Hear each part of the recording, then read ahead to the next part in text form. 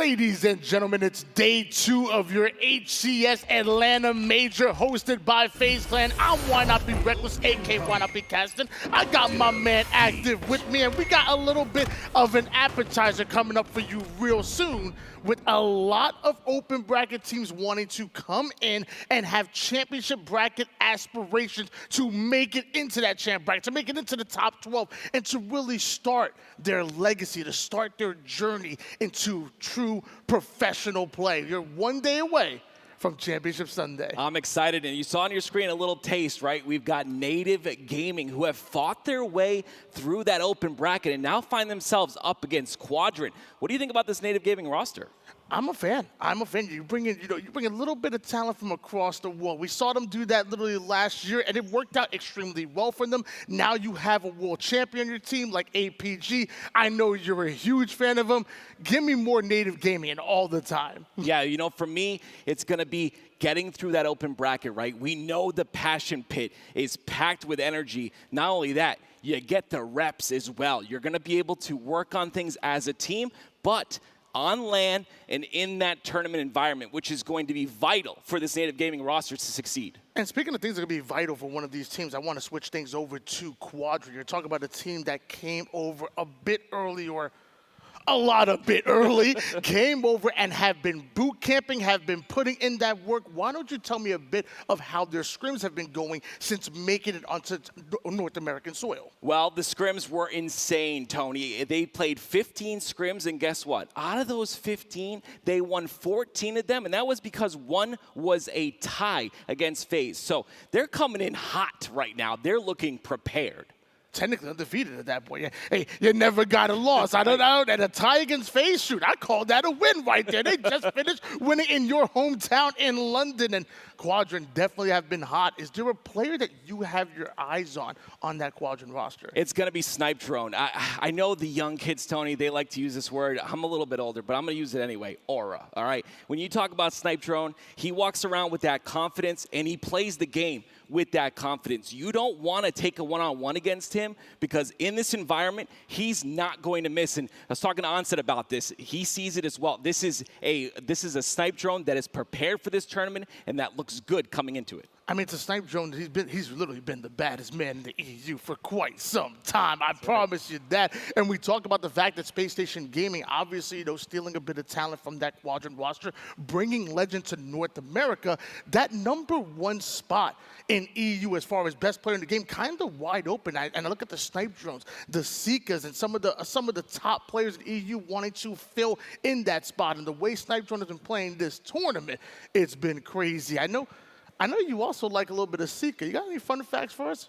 Sika is just incredible. This guy has the highest CSR in Halo Infinite right now, and I think it's a record, Tony. 3,737 CSR, the highest CSR I've ever seen. And every time I hop into matchmaking, it's Sika and Snipe Drone. Yeah. Always playing in duos, always grinding. These guys, like I said, preparation is key. And they are prepared for this tournament. They want to win, but they've got to get through Native first. You really never can cheat the grind. He may be 3,700, and I'm right behind him, like 3,650. If I didn't have to come here, I would have gotten there. But I had to take a long flight. I hear you. I get it. I drove 30 minutes to get here. But we'll get there. I'll get there one day. But Sika is absolutely incredible, and I feel like right now, so far in this tournament, every time we've got the chance to watch Quadrant, whether it's on the mainstream or the B stream, it's been the same thing. It's been the 1-2 combo of literally Snipe Drone and Sika. It's been absolutely exciting to watch. Quadrant have been the real deal. Native Gaming, coming out of open bracket, is there something that we should see them doing? What do we need to see from them if they want to make it out of open bracket? I feel like one accomplishment is making it into pool play, obviously. Right. Now, what happens from there? How do you get to championship bracket? Because they've been to pool play time and time again. Shoot, APG is a world champion. Well, the difference with this tournament and the other ones is they've been given pool play a couple of times, right? A team dropped out, or there was a situation where Native were just thrusted into pool play. This time, Tony, they had to work for it. They went through that entire open bracket. Like I said before, they got those reps. And as a team, you live for that, right? Yes, scrims are good. Yes, playing online is good. Playing matchmaking is good for practice. But getting reps here in tournament play, you saw the Twitter posts. APG was fired up, okay? That passion pit has energy to it, and it's going to give your team the reps to get better. You know, when you're right, because actually back in London, I got the chance to actually share an Uber with Hoaxer, and he said, you know, he was kind of excited to go to the open bracket. He felt like his team wanted to grow through the open bracket, which is something that they did literally early on last year as well, but they never had the opportunity to do that. Reps is key. Repetition really gets you to where you need to go. With Native Gaming, definitely want those reps, definitely want that experience, and they'll get that after this short break, because we come back, we're going to have more Quadrant versus Native Gaming, and we're going to start our day to our appetizer to day 2 here in Atlanta.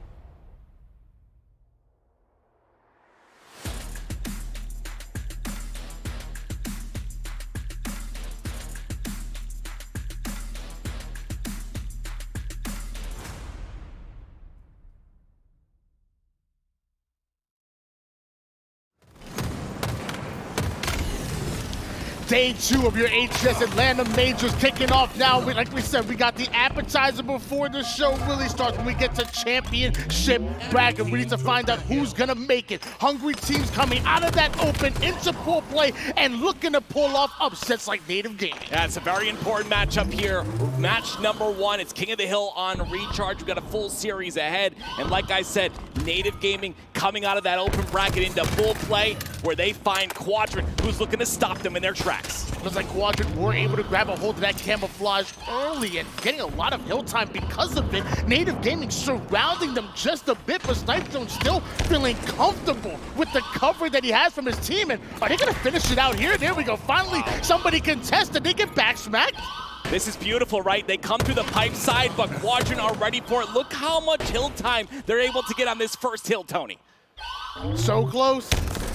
Snipe drone, somebody has to get him out of that hill when this is gonna be Gilkey. He doesn't have the shields to fight, and there it is, Snipe drone pulling off 100% in that hill. That should not be that easy. We talked about Snipe Drone being the player to watch here on Quadrant. He's 3-2-0 and just got that entire hill for the side of Quadrant. A beautiful job by them to have that setup and lock it in. We'll see if Native Gaming can get an initial setup on this second hill, but it looks like they're under fire from both sides, Tony. Looks like he ain't done just yet, because that's his 5th kill. Call it a killing spree. The man trying to work on the perfection, but I think it's a bit too early. Let's talk about that setup locked in. Seek is able to take down APG and Gilkey with some decent cross-map damage, but he needs to get up close and personal, which is exactly what Gilkey does. What I loved, what I'm seeing out of Quadrant is they're taking space on the map, but just wide space, right? There's players on every corner of this map, and because of that, they put Native Gaming in this stronghold, and it's 3 down for Native once again, and a triple for Glories. Glories showing why he was brought to this roster to begin with. A beautiful triple out of him,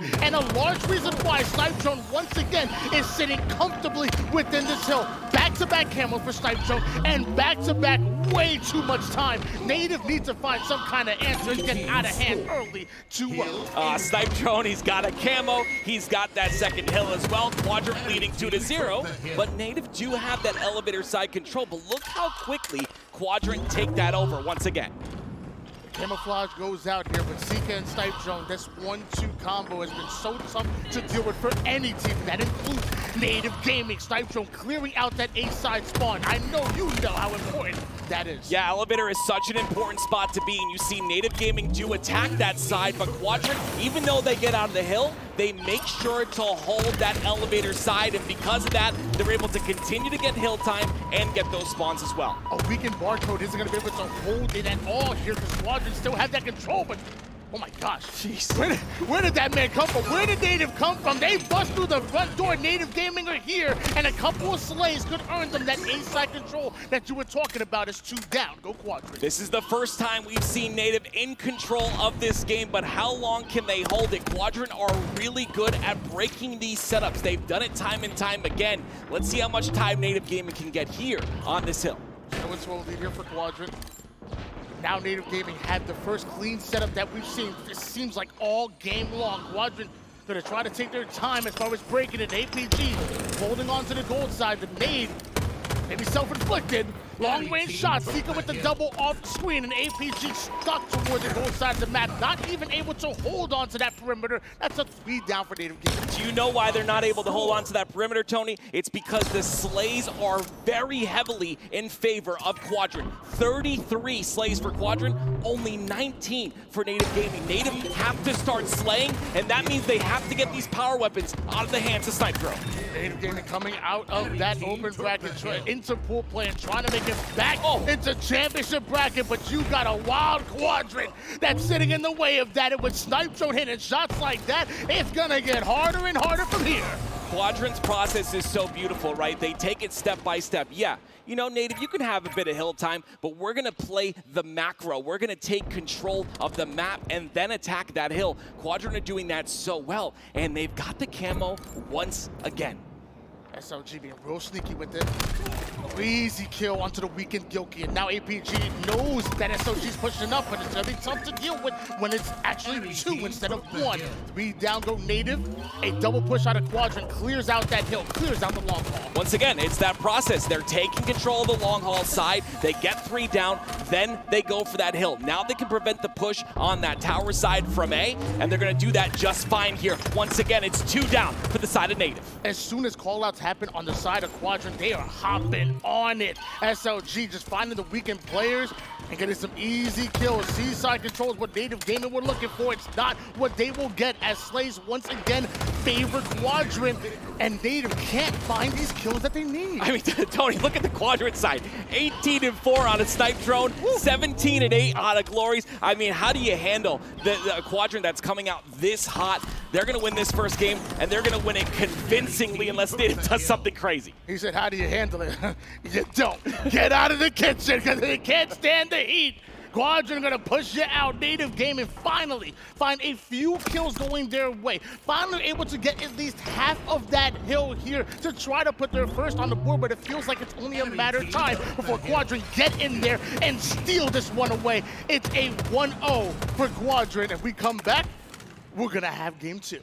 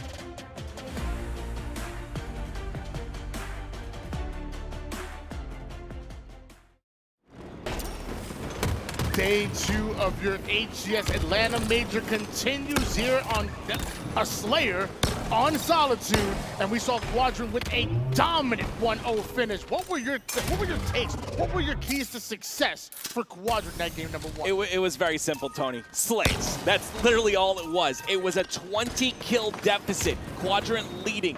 49 kills for them and 29 for Native. So very, very large disparity there between the two. And may just keep up from there, because with Glory shooting with the shock like he is right now, and the fact that the last time these two matched up, it was 50-32, and crazy stats across the board. 19 kills out of SOG, 15 assists out of Sika. It was beautiful to watch, and, well, maybe not so much for Native, at least if you're on the side of Quadrant. And we're seeing a little bit of the same here. History repeating itself. It's a 9-3 lead here so far for Quadrant. And again, it's really tough on the side of Native, right? You look at players like APG, former world champs. The guy, he got through open. Like that's a big mentality to go from getting a ring to having to fight through open, but he's doing it. He's been through so much, and now, once again, he's found himself hitting another wall here against this Quadrant roster. He really has been through so much, but the question now becomes, can he get through Quadrant? And right now, it's looking like the answer is no. A double-digit lead for Quadrant. They're already up 1-0 in the series. Yeah, I mean, I talked about it. I have to repeat myself again. Preparation, right? They come prepared for this tournament. Not only that, Tony, we got to talk about the intangibles. They are hungry. These guys believe they can win the entire event. We always talk about that big three, and I understand they're the big three for a reason, but Quadrant want to put their name up there with the best, and again, they've got to get through Native Gaming first, and it looks like so far they're passing this test. Or what do they say? Success is when preparation meets opportunity, and Quadrant have been preparing. They've been putting themselves in this opportunity, and they're winning every single camouflage. And Snipezone, who hasn't died a single time just yet. That's Tony, on come me. on. That's on me. That's on me. You do it every time. You jinxed them. Regardless, though, it was Snipezone and Glories that led the last game in Slays, and they're doing a little bit of that here. Sometimes, Tony, when you're a player, you're a pro player, you walk into the venue, sometimes you just have a good day. You just feel good. Maybe this is their day. They're looking phenomenal here to start off this Saturday. Switch gears over towards SLG, a double from across the map. Every single weak player on the map is immediately getting reticles trained on him. Quadrant do not allow a single player to get away, and it looks like he's thirsty. he just, you know what? The lead is large. Let's just take a sip of a drink, but it looks like they're going to continue regardless. 23-10.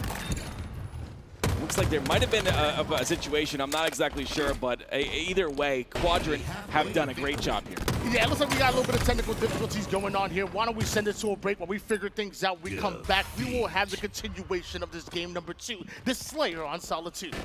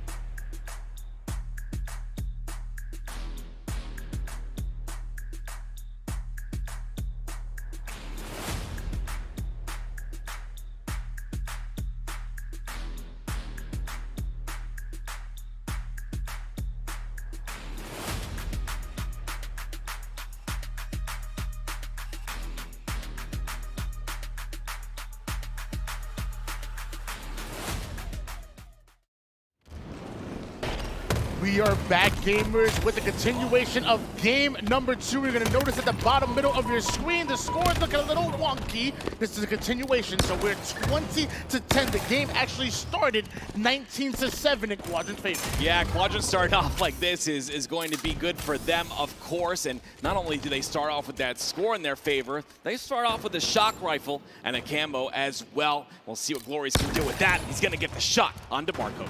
Wow, so he can hit shots with it, I promise you that. It's perfect shots from across the map with the shock, and now turn this into a flank, tapping buttons, having no idea there's a ghost behind them. Glories from one shock shot into a flank. Native have no idea where he's coming from, but they're gonna find out the hard way. Glory's single-handedly dissecting the entire Native Gaming roster. The young guns starting off 5-0 thus far. I mean, this is just beautiful out of Glories. I love the way he took his shots with patience, right? Made sure that enemy was standing still, made sure to hit that perfect, and now we're looking at a 30-12 score in favor of Quadrant. Patience, not just a key, not just a virtue, but a weapon that Glories uses perfectly. But with no more shock ammo to work with, he switches to the commando and gets right back to work. Gets taken out, does Glory. This is Native's opportunity to gain some ground. And Tony, that commando skin's pretty cool looking. It's really nice. I'm gonna have to get myself that.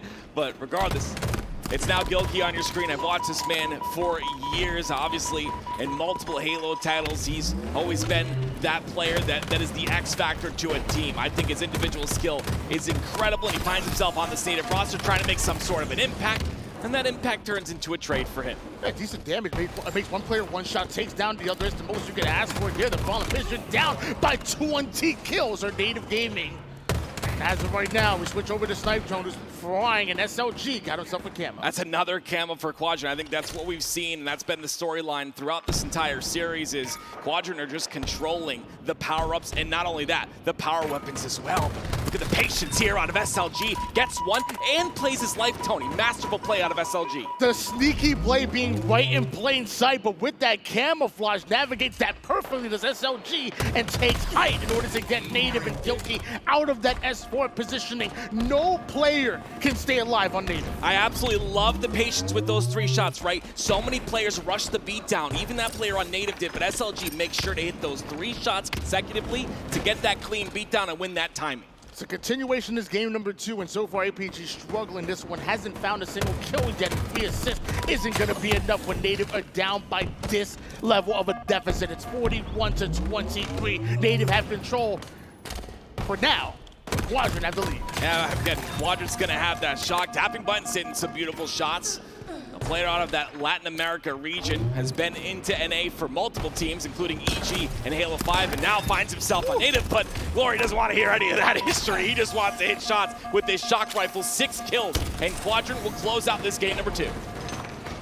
Camo is gone at the moment here, but Glory still has that snipe, and we know what he can do with it. The last time he had it, Native ended up getting blown out a bit, and this is how the lead really started. And now with the shock, he can use it to finish off this game here, as Native have no idea he's behind them once again. Another amazing flank and shot combo out of Glory. Yeah, I mean, the shots, the routes that Quadrant are taking, the damage that's being output, it's just too much for Native to handle. 2 more kills needed here for Quadrant. Will it be Sika? Multiple members are weak over toward the Native Gaming roster, but Quadrant aren't dropping left and right here. It's Glory that gets the kill onto Gilkey, bringing them within 1. Camouflage is coming up, but I don't know if Quadrant even needed, because Sika's working onto Barcode and chases him away. Yeah, there's a lot of damage going out, but unfortunately, none of it's getting cleaned up. Native Gaming are starting to come on a bit of a comeback here, but it's a little bit too late, and it might be too late right there as the last kill comes out. Quadrant gonna win game number 2, 50-33. It was 50-32 the last time those two met up on the same map and game type combination during Quadrant's boot camp, and 50-33, a very close score line, or at least close to the last one. And Quadrant now up 2-0 in the series, and we come back, could be the final game if Native don't turn things around.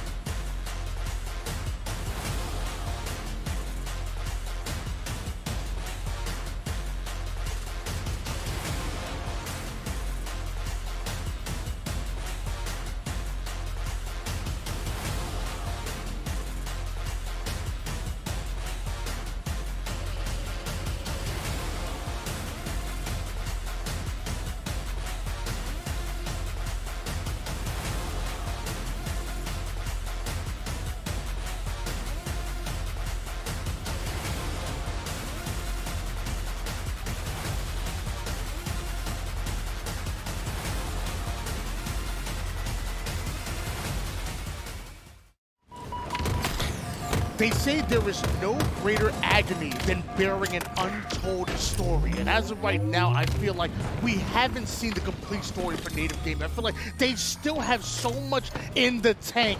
But down 0-2 in the series, staring down a possible sweep. How do Native respond here? Because they're going to have to dig deep. I don't know how they respond, Tony, and this kind of shows us the separation between those open bracket teams and some of the best teams in the world. Quadrant trying to get into that conversation. Native are going to have to pull something out of a hat here, because at this point, Quadrant are dominating, and it shows in the stats. It's a 2.54 KD for Snipe Drone in this series. He's been the man. I keep saying he's been the baddest man in the EU, and we are seeing it right here, right now, but we're also seeing some life coming out of Native Gaming. A quick 3 down for Quadrant, making a full squad wipe. Native hop right on those strongholds, wasting no time whatsoever. Okay, I mean, as a caster, you love to see this, especially when the series 2-0. You love to see a little bit of life, like you greatly mentioned, and a little bit of control on the map as well. They've got this B-side lockdown. They force the spawns onto A. Now it comes to see if Quadrant can break this setup, but they go 2 down. Gilka was making a play over towards Alpha, trying to get that trip cap, but it's not going to happen. The reset is in, and so is APG and Tapping Buns, holding the line right now as Quadrant still looking for their second strongholds. Nades are being dropped down, but somehow APG survives and lives to hold down the green side. I mean, he's a world champ for a reason. A veteran play right there to stay alive on that B side and make sure that he's that anchor position. Unfortunately, he goes down, and that's because Quadrant understand the importance of APG's position in that play. 56-27 lead in favor of Quadrant. Now they're once again scoring. Charlie and Bravo being locked down in the same way that Native held on to that double cap. Quadrant have an opportunity to do the same. First kill goes toward Native Gaming. Quantum Translocator is stolen as well. Okay, this is great by Native, right? Again, it's Quadrant who have the setup now, flipped on its head, and Native break, and they killed 2 on the side of Quadrant. This will give them potentially B here, but B still being capped. Finally, it gets reset, but look how quickly Sika rotates towards that A side to continue having Quadrant score. I think on the kill feed, I just saw a bit of a mind the gap. Glory sends Gilky flying off of the map with that repulse, and Sika, because of it, ends up back here toward the green side and behind enemy lines. Eventually called down and dealt with, but Quadrant still have a man advantage. Will they get a stronghold here? You got to see these individual fights being won. Barcode barely loses that one, but that's kind of been the story in this series thus far. Quadrant individually winning those fights, but also, once again, controlling the power-ups. Glory may have demo. Native, they've eaten away at this lead so far, but they're about to lose Charlie. An unorthodox Alpha Charlie setup for Quadrant ends up going to a 3 down, and now Native 3 down, no strongholds. That doesn't add up. Yeah, it doesn't add up at all. They're not capitalizing on those kills. They're not having that objective efficiency. And Glory's with this sniper gonna make A difficult to take here. Finally, they do take him down. Sniper's gonna end up going down. That'll be 3 dead for Native Gaming though. So Quadrant are gonna have a bit of control off that. It was hard fought. They eventually get Alpha, but now losing Bravo, not exactly what you want to see from Native Gaming. Currently down in score, and Quadrant once again scoring. This is a big pick by APG. He needs to hit this shot with the sniper right here. You see the defense on the back of B. You see it on Nest Bridge as well. This kill will open up everything. Can he get it?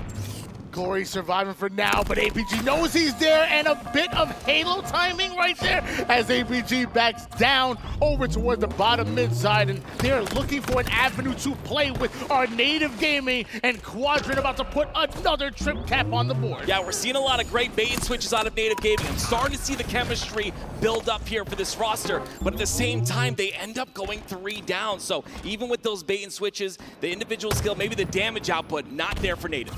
Well, those who navigate the map together sometimes die together. And at Quadrant, they were ready for them right there, baiting them out, trapping them.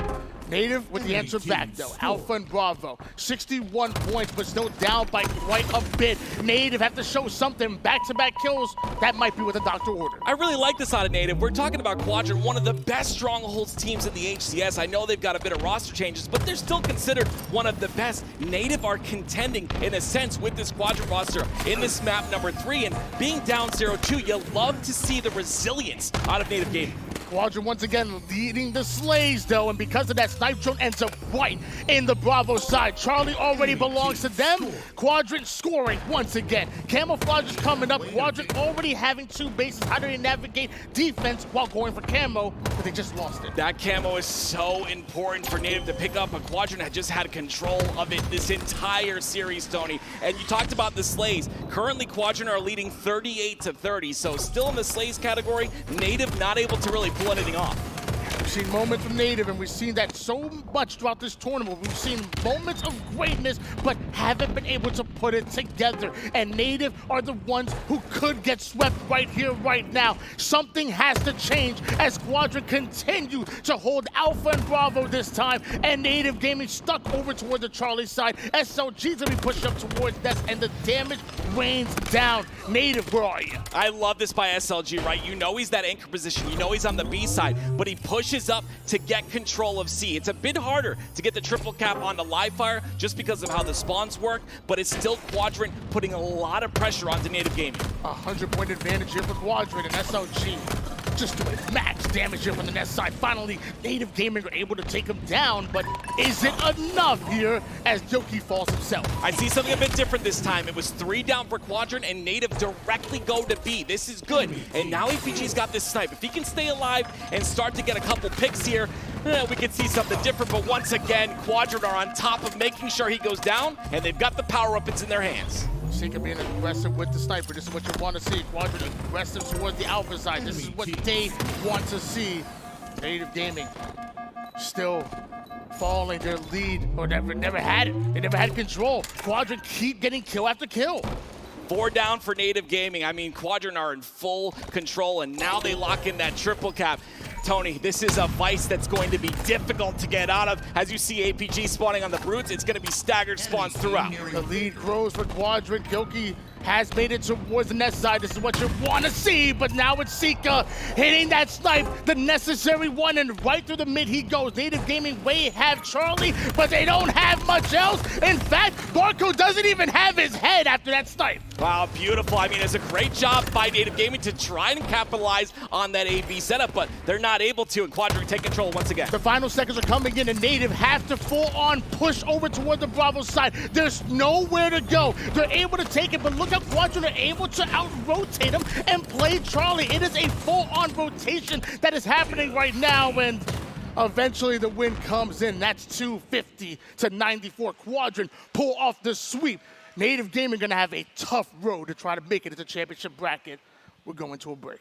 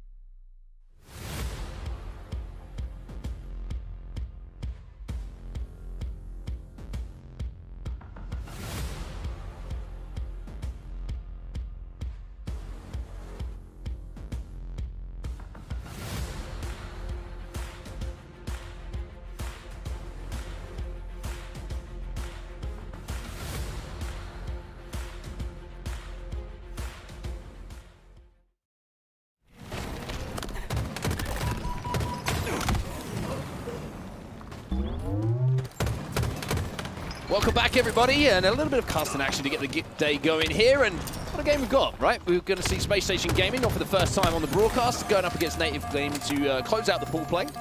SSG obviously top of the pool at the moment. Yet to drop a series for Native Gaming. This is a big one, though. Yeah, welcome along for day two. Onset and I's first time in the booth here. Excited for not just this match, but many, many more matches to come for the rest of the weekend. We hope you're having a great HCS Atlanta so far. We're kicking things off here for us in the booth with more Space Station Gaming. We've had the pleasure of taking a look at a few of their matches, actually 2 of them yesterday.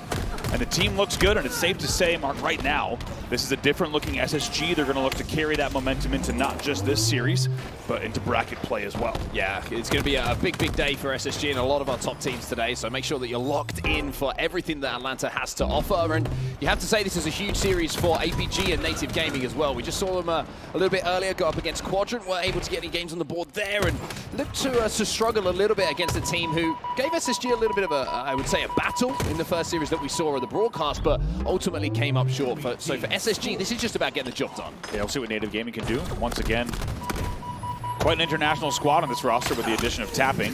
Barcode, of course, becoming pretty much a household name during his rise, but I think Barcode, it's been quiet, right? In the past few events, of course, also had some trouble getting to certain events. So I think Barcode looking for a big kind of resurgence back to the scene for his story. Of course, Tapping Buttons now alongside veteran players in APG, as well as Gilkian, going to look to remind everyone why he's one of the most talked about as well.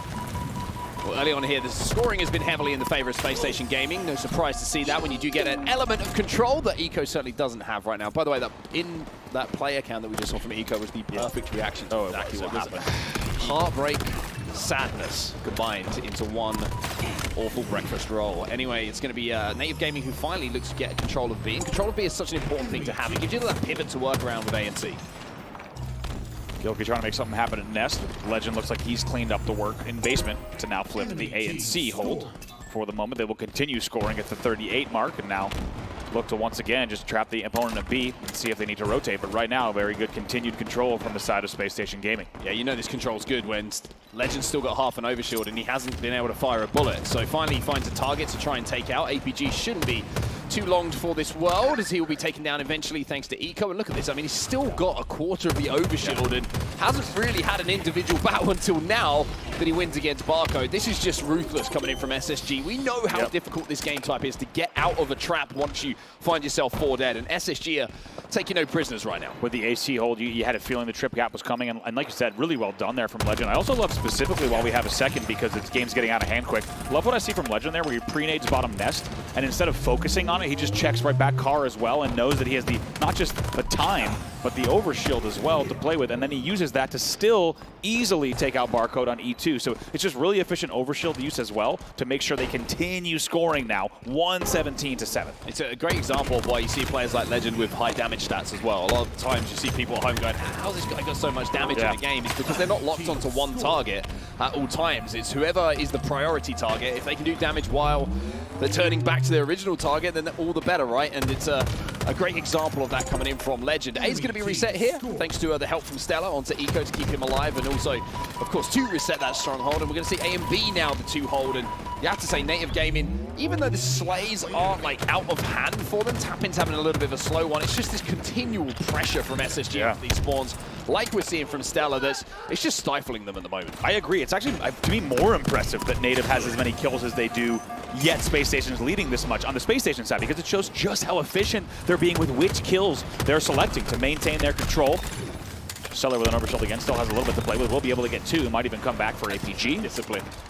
Discipline though. Could have come back for APG. Would have every right to, right? He's 156-8. They've picked up a couple of kills. It's 3 dead now for Native Gaming, but instead plays his life and makes sure that he can pressurize the next set of spawners as quickly as possible. And I mean, SSG are just running away with this. It's a triple cap again. It's 170 points now, the mark that has been crossed, and only the 8 for Native Gaming. Going to bring it up now because we might not even have that much time to do it. It's a really great point you bring up about being able to select multiple targets during battles that would otherwise kind of be isolated 1v1s. I think you can really take a look and even get your damage to something like, just by the way, continued here, damage coming in, 3 dead once again. Barcode's your first spawner, but you really can get your damage, I would say 30 to 40% higher, if not more, when you are playing with your head on a swivel. It's a frenzy, by the way, for Stellar in the feed, if you were wondering just how well this team is doing. 17-6 for the man here, and they are not slowing down whatsoever. 240 points on the board, 10 to go. I mean, you take it back to a few moments ago, right? We're saying he didn't challenge APG, played his life, and that's what happened. You end up with a killing frenzy, 10 without response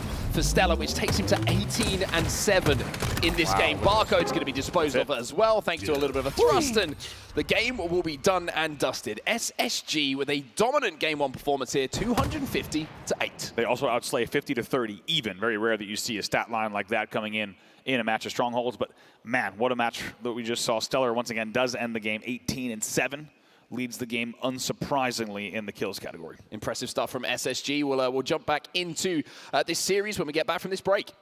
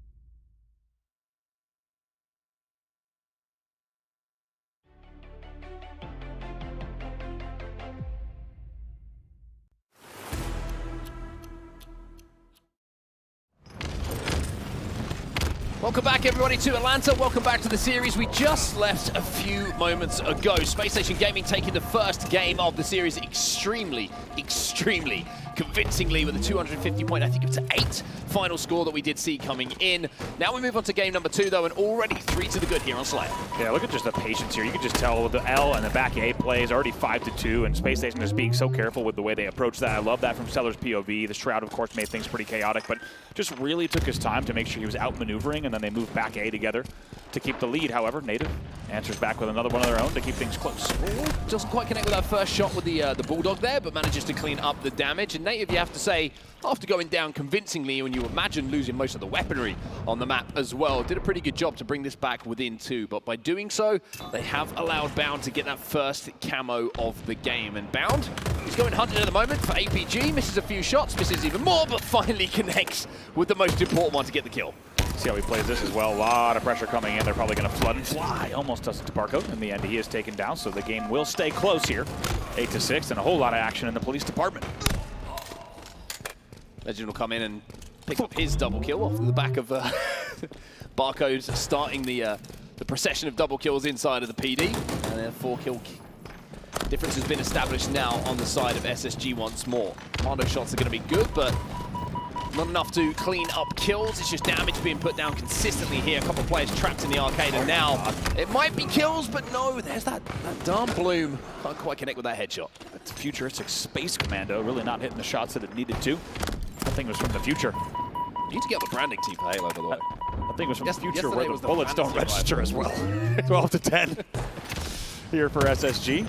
Still a lot of action around PD tires and back A, a lot of fighting for that same area really over the past few moments of play. The quicker this game goes, the more it kind of lends itself to native gaming. If you keep it scrappy, you can keep these 1v1s going and not follow up on the teamwork.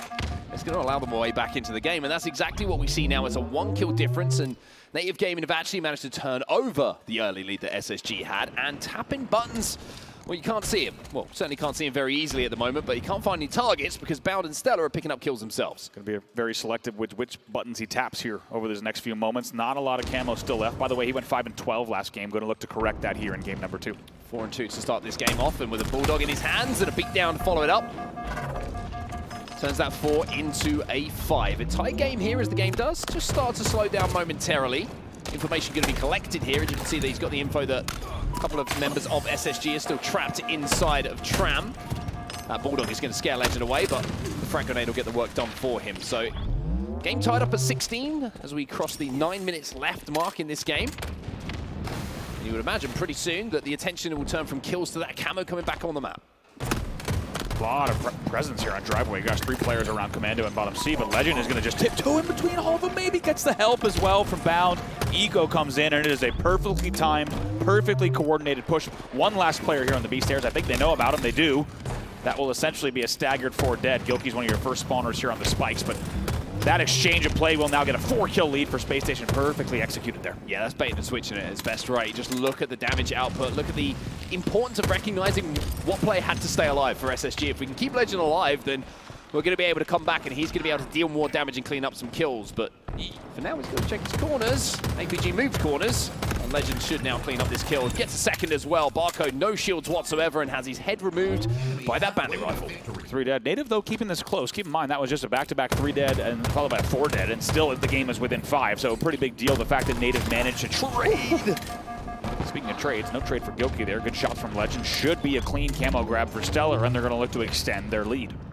Really good, just genuine piece of teamwork there, right? Incredible shots early on from Legend to create the opening. Then the Shroud goes down. The process is going to be followed to make sure that they secure that camo. And now Stellar's just trying to make sure he stays alive with it. And one thing I love about watching Stellar gameplay is he's always risk adverse, right? A lot of players might have thought, oh, I'm going to die here. Let me try and get some damage down. But he's thinking, I've got camo. I need to make the most out of this. I need to extend my life and get some more kills. But unfortunately, he walks into the trap, and it's going to be the camo that's taken care of, as SSG will still have a lead as native gaming take the camo out, but not without taking some damage themselves. Yeah, Tapping and Gilkey do really well there to shut down that driveway push. There was actually 2 guns on Stellar. It looked like maybe from the first POV that he might have been outshot in the end, though it was Tapping from top C that helped out with that battle. Game getting a little bit more distant here, though, for Native Gaming. Now find themselves down by 7. Make that 632 to 26. But as you said, really surprising that Stellar stays alive there with the camo. It's a really good play, but also maybe a little bit of lack of communication. They had a player on B stairs as he was shooting garbage. Really should have been a little bit more comms there of where that player was to try to shut down the camo. Instead, it's led to a sizable lead, but Native Gaming claw their way back. They keep the game within 2. Yeah, that was a 4 dead followed by a 2 dead. So they really are starting to cycle SSG here. And if they can avoid getting traded out a few times, then that lead is going to disappear extremely quickly. And that's exactly where we find ourselves now. It's a 1-kill difference between these two teams. And this has been quite the comeback from Native Gaming. I mean, this is incredible. Down by 7 moments ago. It feels like less than 90 seconds ago. Yeah. Down by 7 kills, and then now only find themselves down by 1. It's a really impressive series of events and swing of play coming in here for Native Gaming as they look to tie the series up. Only down by 2. Gilkey went on a little bit of a run there, but if you look at his overall stat line, you can see he was probably struggling a little bit before that as he sits at 6 and 12 after that run is complete. Speaking of running, it's what Stella's going to be doing right now because he's got that camo in his hands and somehow manages to, let's calculate the exact amount of splash damage you take from that nade. Stayed alive for a little bit with the camo, but finally will be taken out. But now you're seeing Native Gaming collapse. It's a 4 dead for SSG, and you're seeing the lead flip back over to Native Gaming. For the first time here, Native Gaming will lead in the Slayer, and I think if people had put their bets down 2 or 3 minutes ago, you would not have thought we'd end up here. 37-36, Native Gaming now in the lead. Good damage coming in from Barcode as well. We'll get that kill. Stuck him just for good measure as well. It's 3 dead. It might even be 4 as APG wins a big 1v1 against Legend. That was 4 dead for SSG, and they're going to be squad spawning all together somewhere, and Native can collapse. Very, very big win there for APG. I mean, APG fans going to like what they just saw on screen. That keeps the game now within 4. Things would have been very different if Legend wins that battle on the dumpster.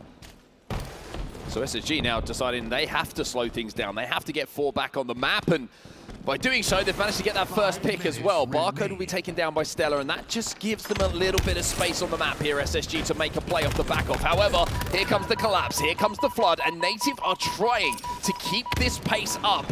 They realize if they get a couple of members of SSG down and they can hit them as quickly as possible off the respawn, that's where their success is coming. It's just 6 kills to win now to tie up this series for Native. Very comfortable position here. Not easy against SSG, but it's a comfortable one. A 4-kill lead gives you the opportunity to put together essentially, you know, the most standard pushes should result in a win here. As long as they can hold, wait for this next camo, and play it correctly. A 4-kill lead is the exact kind of cushion you'd want at this stage of the game.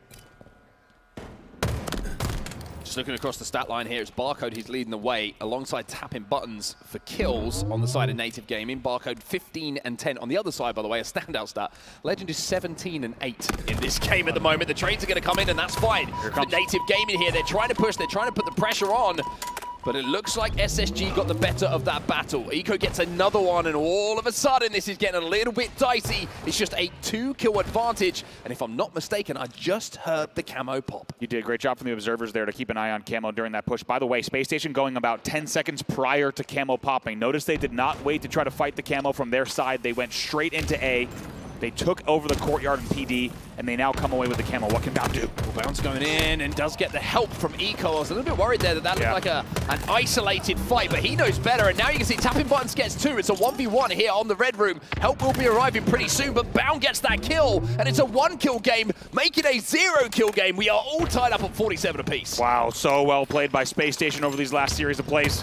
Tied up here at the 47 mark. Here comes the push. Oh, you don't want to throw this one away if you're Native Gaming, but look at the pressure now coming in from Bound. He gets one, going to be traded out. It's 1 to go here for either team. It's 49-49, and APG will step up and get that final kill. Native Gaming tie the series up. Oh my God, we're going to have to watch that one back. Unbelievable. You thought the 2 players back in were going to get that kill. Instead, it's APG who somehow sneaks it out for the 50-49. Yeah, incredible stuff. And I tell you what, this series just got extremely, extremely interesting. 1-1 is where we find ourselves. And don't go too far. We'll jump to a break, but we'll be straight into Game 3 as soon as we can.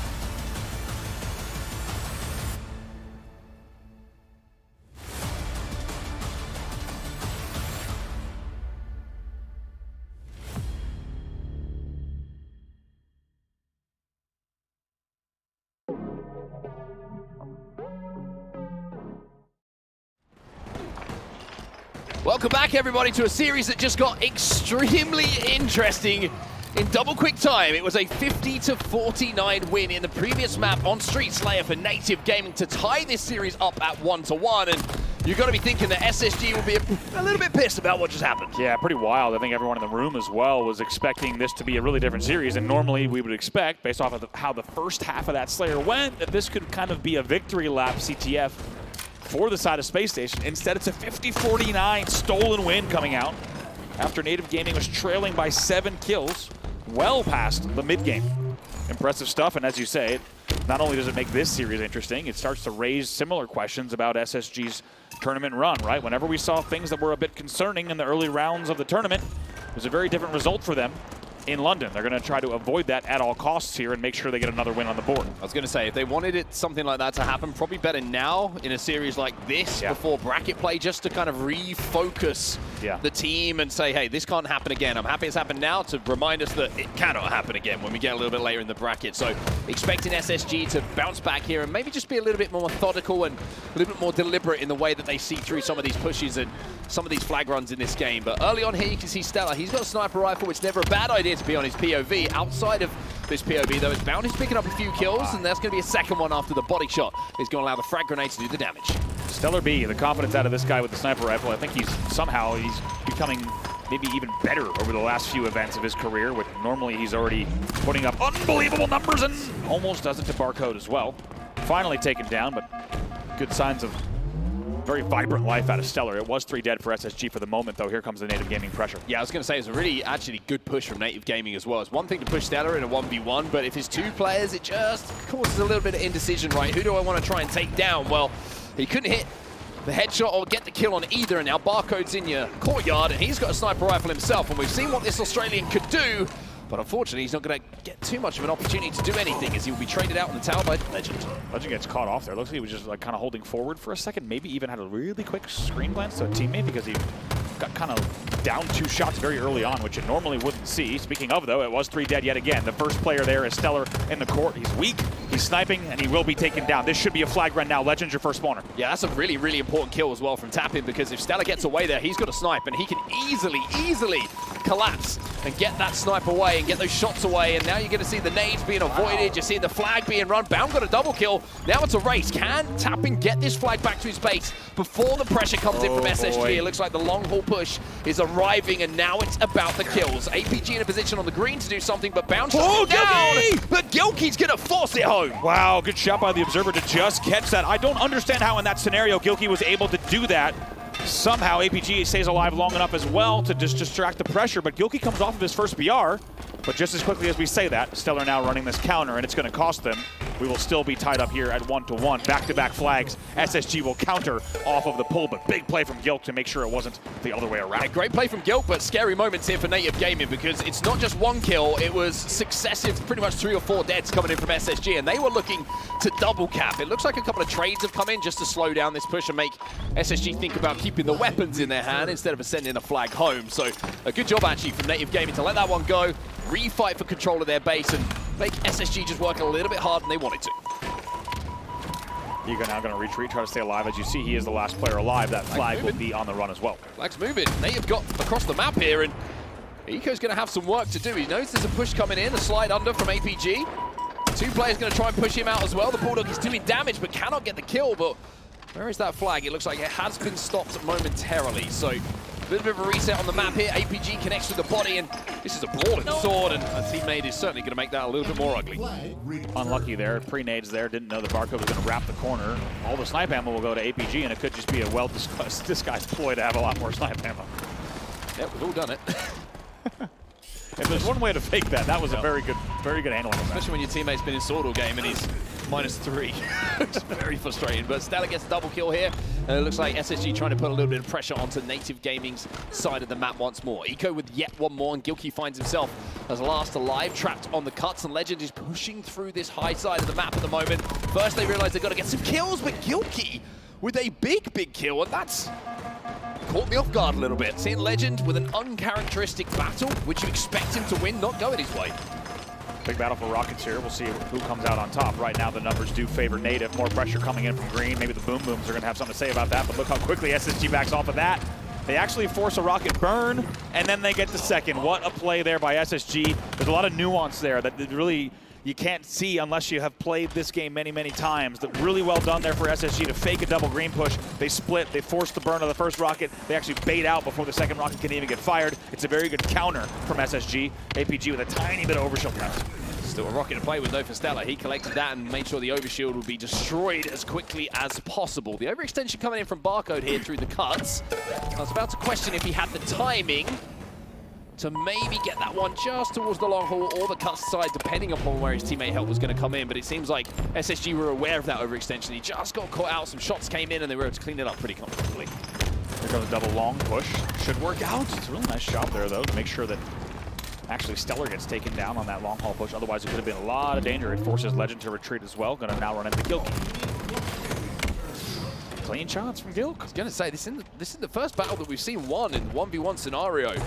On the side of Native Gaming, we know there's a huge amount of talent on this team, but to take those 1v1 so confidently, it really does ask questions of SSG, right? They're so used to being able to engage in those fights, win those fights, and then play off the back of it, but Native are giving as good as they get in this game. And Stellar's got that new sniper rifle. Gilky's going to try and poke and prod, but you're looking at how Stellar's playing this, and he's trying to play his life right now because teammates are falling around him. See what we could do. Still a few players around Sword. Tapping has just dropped. Knows he needs to check all of his corners to maintain height here, but probably still getting a call out based on the way he's moving around. But there's still a player around Sword. You hear the footsteps right now. Ow! Ow! Man, he might do wow. Really nice play once again from Gilky. Good string of events coming from him. The back-to-back 1v1 wins against the might do it again. Wow, really good plays here. Gilky doing everything he can, and honestly, that's what you expect from a player like him. Barcode, though, while all this carnage is going down, this is a very, very sneaky play. And if you get this one through the long haul, or certainly towards it, there might be an opportunity to be a bit cheeky with this flag run, but the wrap comes through. Now it's about kills. Still 2 dead for Space Station. Gilky picks up another, and they've got a touch on that flag. And all of a sudden, the cheeky pull has turned into a real opportunity to convert here. Eco trying to fly through the green hole, but Gilky's still behind them. And now you're going to see the sniper in the hands of Gilky. Even though the flag is down, SSG are going to have to commit and show themselves to the sniper rifle, which is in the hands of the man on your screen. Let's see what happens here with the overshield as well. That flag will go back. Gilky now going to have the rocks. In the end, that flag will get slowed down. Tapping buttons hits a remote detonation. Overshield's still up, by the way. Big shout to the Observer team, entire production here in Atlanta. Holding things down for us. It will be an overshield grab, as you just saw off screen. We'll see now with 4 minutes in play. Tapping might be able to make something happen. You have to think a flag at this stage of the game could be the winner. Yeah, the interesting thing, though, I will say, is that Native Gaming on that push, they had rockets, they had a sniper rifle in the hands of Gilk, they got that flag pretty far, and SSG were not only able to stop it, but able to send it home pretty comfortably. And now you're going to see Tapping Buttons gets the overshield off the back of it as well, and they're just not able to create anything with the power that they're getting on the map. So SSG defensively have been superb in the last few minutes. It's up to Native Gaming to try and make the most of these opportunities. Tapping staying alive, top tower as long as he can for a moment. All of their base belonged to him, but he was taken down on the trade. 2 dead for SSG, however. So we should see Barcode and company be able to make something happen here. Bound's got the repulse and Bound will get the kill off the back of it. 2 dead here for Native Gaming. This is an opportunity here for maybe a push to come in, but you can see it's just a little bit staggered. There's not a lot of space being taken because Native Gaming are following up on that damage as quickly as possible to make sure the numbers never get out of hand. And Tapping Buttons inside of that sword once more. He's going to try and get some angles on these respawners now that he just took down. One of them is Stellar, who runs straight into the bandit. Some help coming through as well onto Eco. Can they get that kill? Because there's an opportunity. Look at the split that's on the map. Tapping with a really nice set of plays there. You might have seen for a moment there. He gets off the spawn. He kills Stellar right away, gets the kill under bridge, and then he goes all the way into Sword. He's able to get that kill and even push forward and help with the next 2 kills. So it was a nice push from Stellar to shut down everything that we needed to see.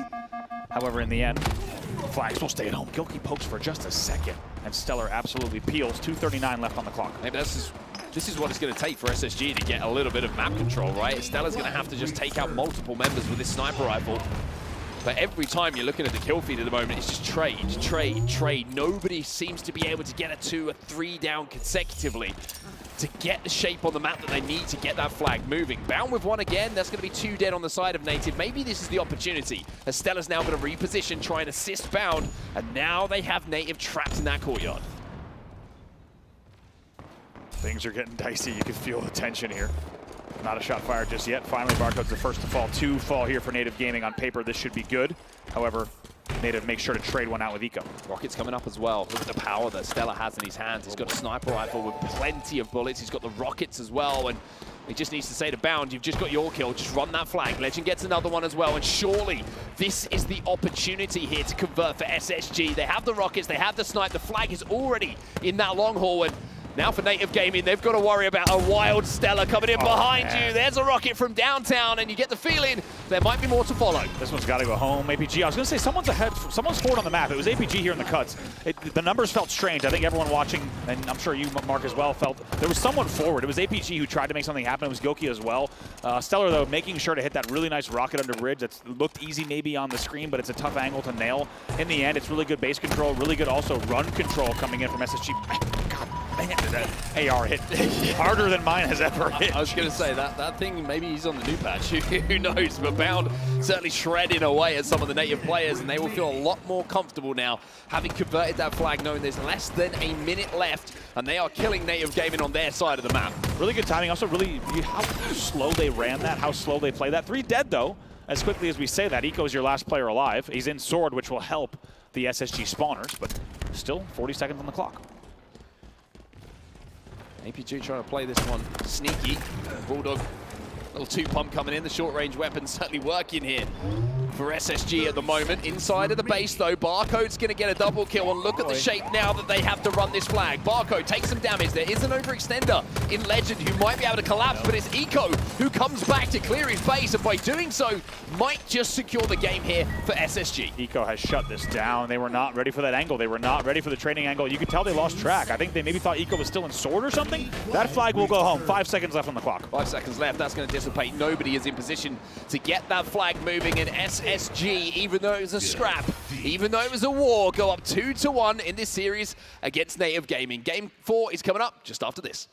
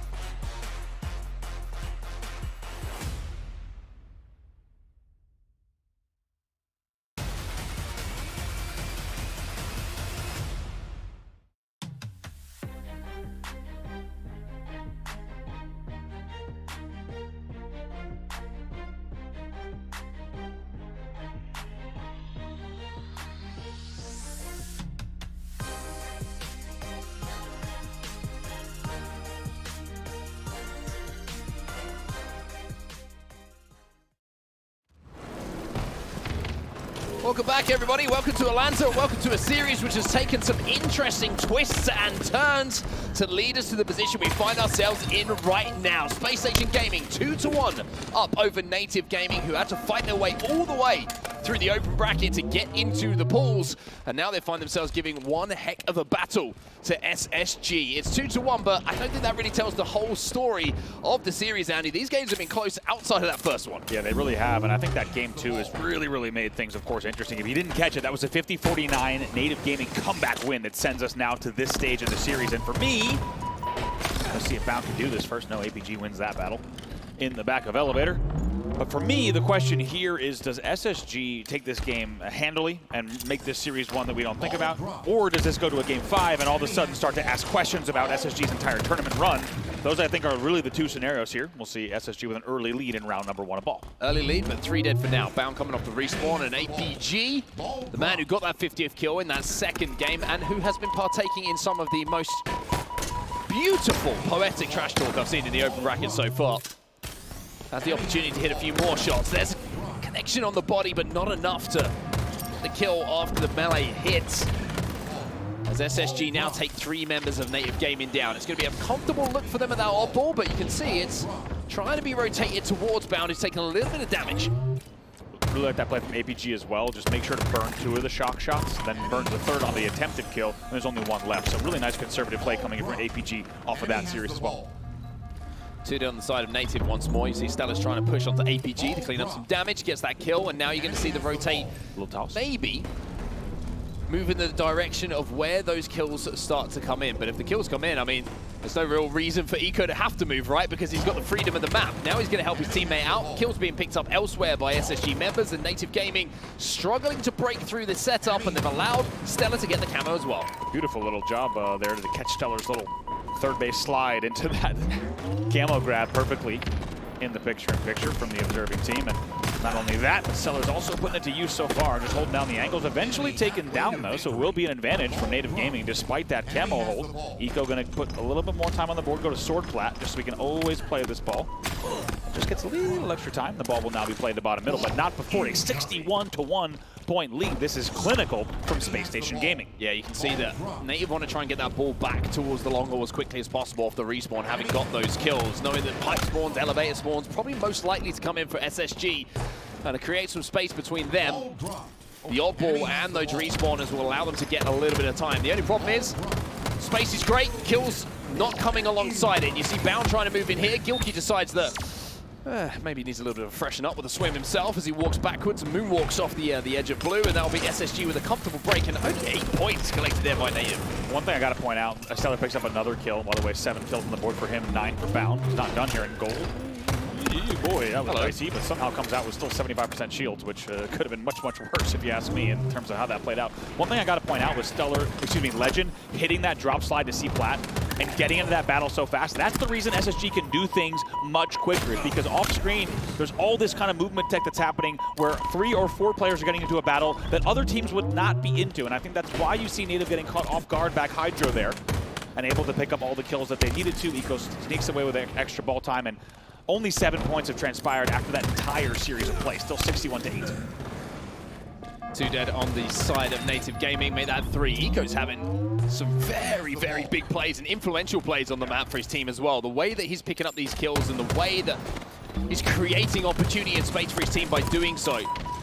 So impressive so far in this series. Allows his teammates to get their hands on that odd ball again. The camo comes up once more, which gives even more of a dilemma now to Native Gaming, who are thinking, hey, do we play for kills? Do we play for the camo? We need the ball out of the hands, and Eco says, you can do all of it. I'm going to come in and kill you all.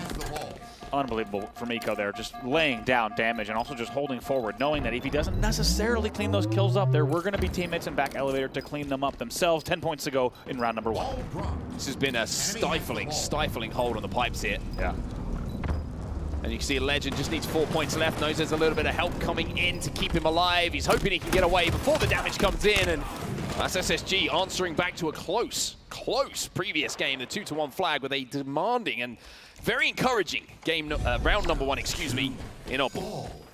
Might have noticed there, Legend kind of drops his shoulders there, right? Lets out a big breath of relief there, knowing that they got that round so cleanly. And that was really interesting to see the body language there coming out of him. And I think it says 2 things. One, He knows that their team's working hard for wins like this, but also just, you can tell there's pressure, right? The fact that he's leaning forward, he's really doing everything he can in these rounds, and the round break gives him a second to drop the shoulders, take a deep breath, and now he's right back in. He's right back with camo. And he's right back into the kill feed as well. Finds one after the damage was done by a teammate. A very easy pickup for him. And you imagine he's going to have his sights set on that shock rifle, which is still on that spawn platform as well. But before he even gets there, decides to help out a teammate to take down tapping buttons. It's a very strong start to this round once more from Space Station Gaming. They've got the ball back in Elevator. They've got aggression coming in from Legend for more kills. 2 dead for Native, 2 dead on the side of SSG. But you can see there's still such a distance for them to travel. Barcode the furthest forward. And Eco is just continuing to pepper damage across the map. Yeah, interestingly, didn't get shocked there. Instead, and even though he had grapple, he decides to fight that battle on stacks. It was very aggressive. In the end, they will still control the ball. So I think that just tells you a lot about knowing how far they need to be forward and knowing which kills are the most important to cut off and make sure they finish it. Even though it cost them the camo, the grapple, and not grabbing shock, it has still resulted in control and back elevator this long. Well, it looks like Native finally have managed to pick up a few kills in continuation. They broke the elevator. The only problem is the rotator's now come in and not been cut off until now. So the play ball's going to come in. The respawns from SSG will probably be a little bit closer to that ball, considering where Eco and Stella are still alive. So that's like one of those frustrating moments for Native. It's like, we finally get the break. We finally managed to get some kills. But where the ball's been rotated and where the spawners are coming in, we're furthest away from the odd ball once again. Tapping manages to get one, but of course he's immediately siphoned out of the whirlpool and taken down. 2 dead for SSG for a moment. We'll see if Native Gaming can convert and try to get a few more points on the board. But right now, they are scoreless in our round number 2. Eco thinking about challenging. Decides to not challenge the player who has that shock rifle. Always a risk that you're just going to essentially go 0 for 1 without outputting any damage yourself. Legend is there to clean up some damage, and it's the second camo in a row now for Legend, who's putting some stats on the board all of a sudden. Most objective time for his team, still positive, and he's got the second most assists on his team as well. This time going to not make the most of that camouflage, but again, the damage and the kill that he got initially allows Bound to pick up that odd ball and move it towards Eco. APG is trapped on an island right now. You can see he's just trying to play his life. Also great power-up management there. You saw in the picture-in-picture, it was pretty dicey bottom middle with Shrouds and multiple players there for Legend to still come away, not only with the camo, but also alive was a big deal, and now they will continue scoring. SSG crosses the 50-point threshold. And it feels like Native Gaming just cannot get that odd ball in their hands and cannot pick up consecutive kills that make it a comfortable rotate away with that odd ball. Another trade comes in. 3 dead for Native Gaming once more. And even though they break, it's the follow-up damage that is capitalized on by SSG once more to keep those numbers so heavily in their favor. APG with a big win, thanks to the help coming in from Gilkey, although it felt like he did have the advantage in that fight. And that odd ball in a precarious position for both teams at the moment, but kills being exchanged. You have to wonder who's going to pick up these final 2, and again, it's always SSG who get that extra little bit of damage, that extra headshot nade, whatever it is to give them that numbers advantage. Was 3 dead for just a second. Eco's your last player alive.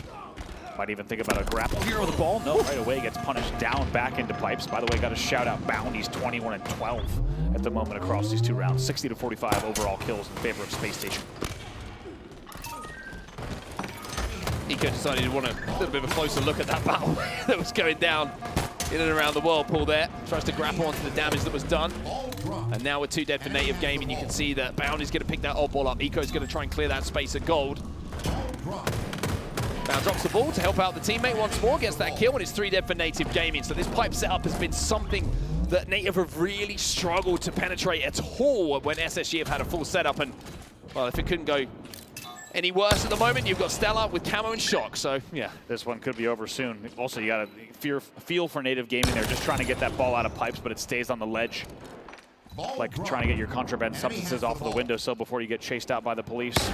Haven't been there before. Stellar still hitting shots here. 81 points on the board, a double kill as well. Just lining them up at the moment. It's so easy for Stella when no one's looking at you, but it's much more difficult when someone's challenging. A beautiful triple coming in from Stella with that shock, and that might have secured not just the game, but the series. What a way to seal the deal. It's another one. 99 on the board. It'll be 100, and Space Station Gaming comfortably win the series 3-1. They also win game number 4 with a score of 2-0. And maybe you got a little bit worried there in that game number 2, but let's not forget it was a 50-49 in the end, and I think Space Station Gaming fans are going to be very happy with what they saw in terms of overall series performance and series score as well. And certainly the little bit of a show put on by Stella right at the end there. Everybody looks locked in for Space Station Gaming today. A big day ahead for them. The same could be, of course, said for Native Gaming, but the series is done for now. It's 3-1, a victory on the side of SSG. We'll see you in just a few.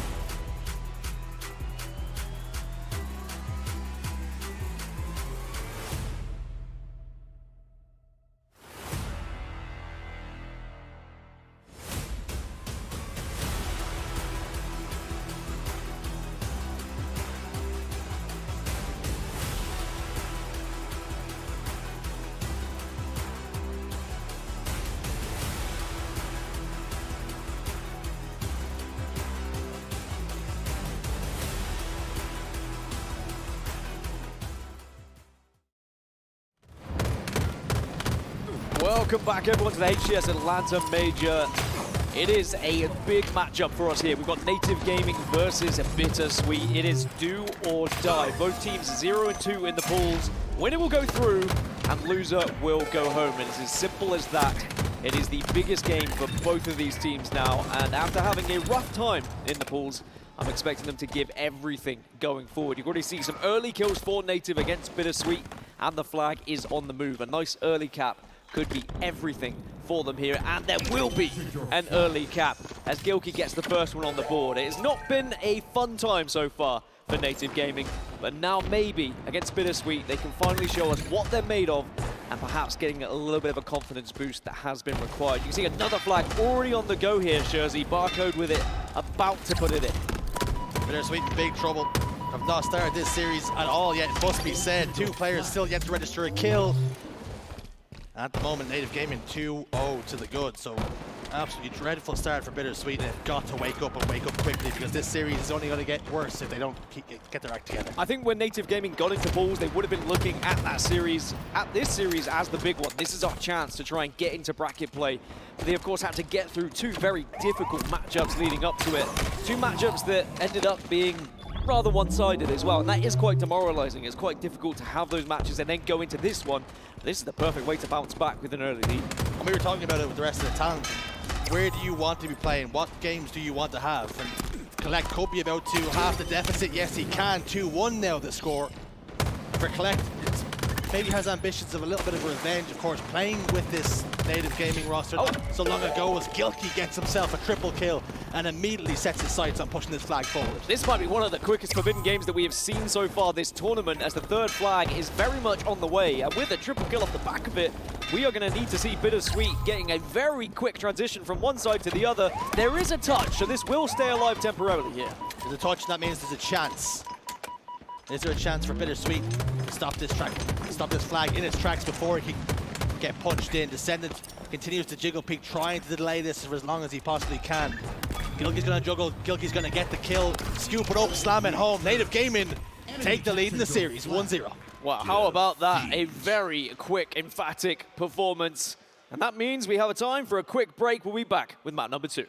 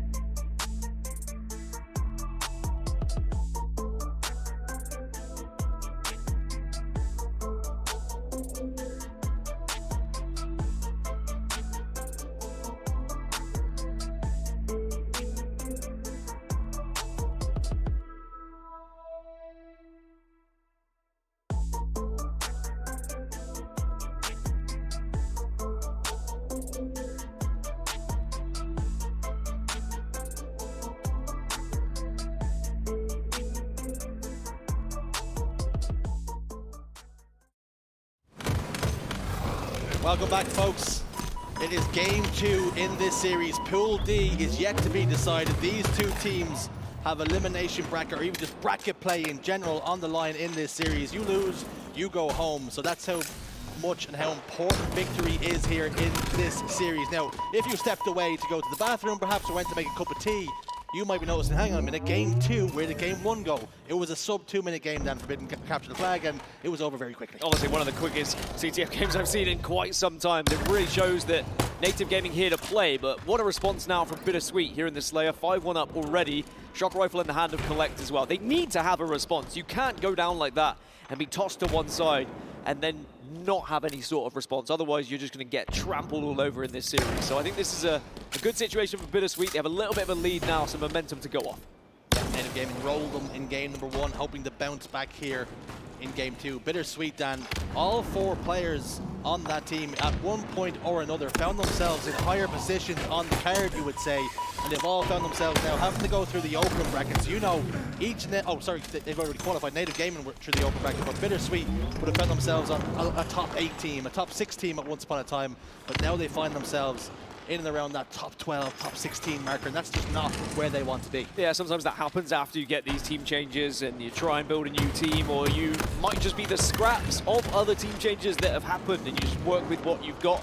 And it's a situation where you want to try and prove yourself so that maybe you can step up that ladder once more and get onto a better team if it doesn't have the natural chemistry. And right now, it's not looking the best for Bittersweet. Yes, they're leading in this one, but 1-0 down in the series. Can they try and get back into it as Gilkey can't get the kill? It's going to be 9-5 now in favor of Bittersweet as the power-up's going to be spawning and it is going to be slammed home. Bittersweet are going to have the chance to use it for the first time. Descendants and pipes, tapping buttons, faces them up. Collect's got camouflaged and on the batteries and looking to hunt down tapping buttons. He has located, situated behind them then. Down to no shields, tapping buttons, and made himself a much more difficult kill than perhaps he should have been. APG will also fall down, former teammate, of course, of Collect. And again, playing against your former roster, you always want the bragging rights. You always want to prove that they made a mistake. As it stands, he finds himself down 1 in the series, but a nice double kill to give themselves a 4-kill lead. I will say, if Collect starts to go off, we know what Collect can do, and individually, he can change games. I've seen him win an entire series when he's playing at his very best. So I'm glad we're on his POV for a little bit here. Camouflage, of course, gone now, but does have the shock as a reward. He's very patient to get that shock rifle as well. And now just needs to make sure he puts it to work here. He can really influence the game just with a couple of headshots, but tapping buttons just escapes it. And Native Gaming, Dan, it's worth noting, didn't have it all their own way in the open bracket. The Australian team, Mindfreak, almost causing the upset. Eventually, Native Gaming did bounce back and get their reverse sweep, but there was some nervy moments at times because we thought it was a best of 3. They were down 2-0. We thought that series was over. So for Barcode, his former teammates and some of his compatriots almost eliminated from the tournament, at least dropping down the elimination bracket. But we saw that reaction on social media as well when they did manage to get that reverse sweep, and that's going to make you feel good going into Saturday's competition. But sadly, Saturday has not really gone the way that Native Gaming would have wanted, losing out to Quadrant in a pretty impressive fashion, actually. The way Quadrant were playing, I think sometimes we've seen Quadrant struggle a little bit when teams do come in from the open bracket, and they might drop a map or 2 here or there, but Quadrant looked very impressive.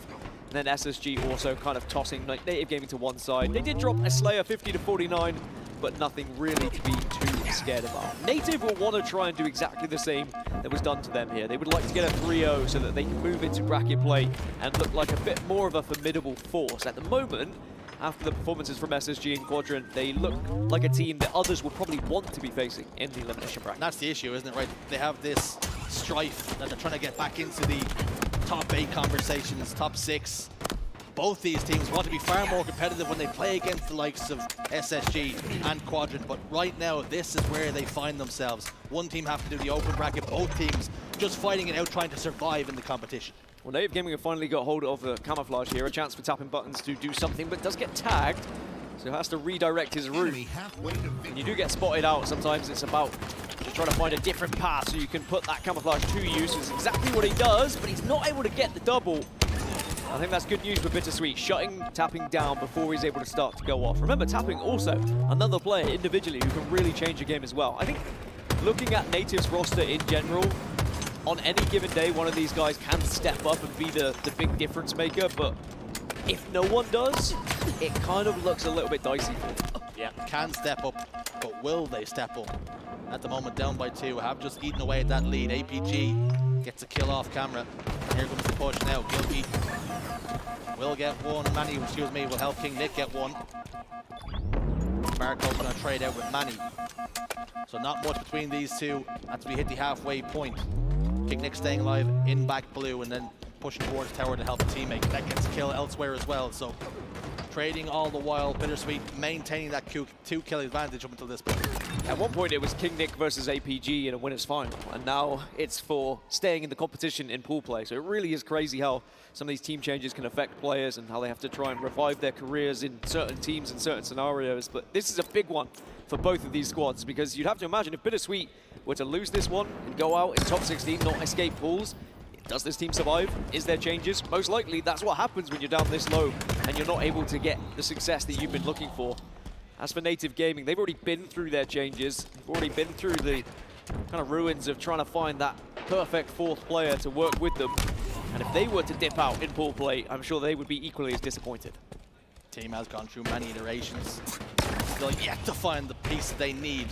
Perhaps tapping buttons can be just that, to send a beautiful shot with that shock rifle.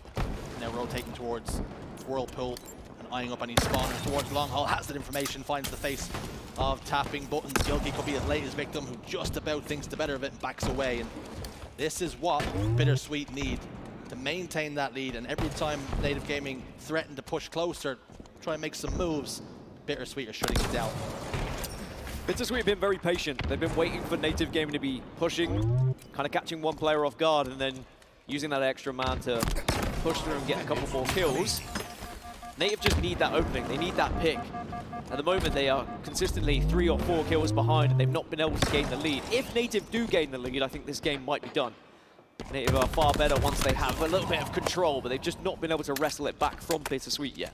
Yeah, Native Gaming just want something to hold on to. At the moment, Bittersweet keeping themselves out of touching distance, even if it is just a fingertip away now with the 2-kill advantage. Barcode position, What is top that? elevator.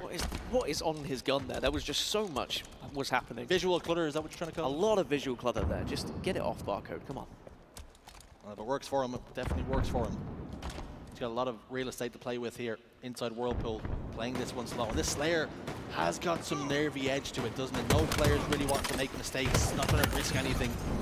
Barco's will get the kill he desired, try and dip away. Unfortunately, he's lost a couple of teammates. A melee on the way out, double kill locked in, and again, that 2-kill is now a 3-kill advantage. Bittersweet doing so well at keeping that lead. Camouflage has just popped up. King Nick has popped into his chest. And what a career so far in Halo Infinite King Nick has had. He's almost watched his kingdom grow smaller and smaller as time has gone on. Like you say, making it top 2 at E United, now finds himself battling in the competition just to make it, try and survive this pool play. You said what a career, and then you started to list how it's just gone downhill lately. And it's That's my career. Yeah, it happens. Some of the greats, they will fall every now and then, but it's the biggest question is, can they come back and be at the top where they once found themselves? And certainly the first step is getting out of pool play, getting into bracket play to give yourself that chance of trying to make that dream run. Because neither of these teams can make it into winner's bracket, remember.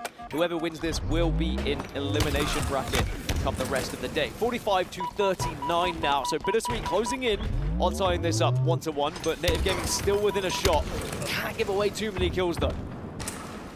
Yeah, make no mistake about it. You win this series, it doesn't get any easier from here on out. It's going to be a straight dogfight, fighting for your life at every single turn. Descendant, though, locks in another kill. 3 away now from victory and tying up this series, and that's exactly what Bittersweet needed after that game 1 defeat. Needed someone to be taking this game by the horns, and I think Descendant will be happy with how he's played so far. 3 more kills required, but 2 do go in favor of Native Gaming, and that's the worrying sign.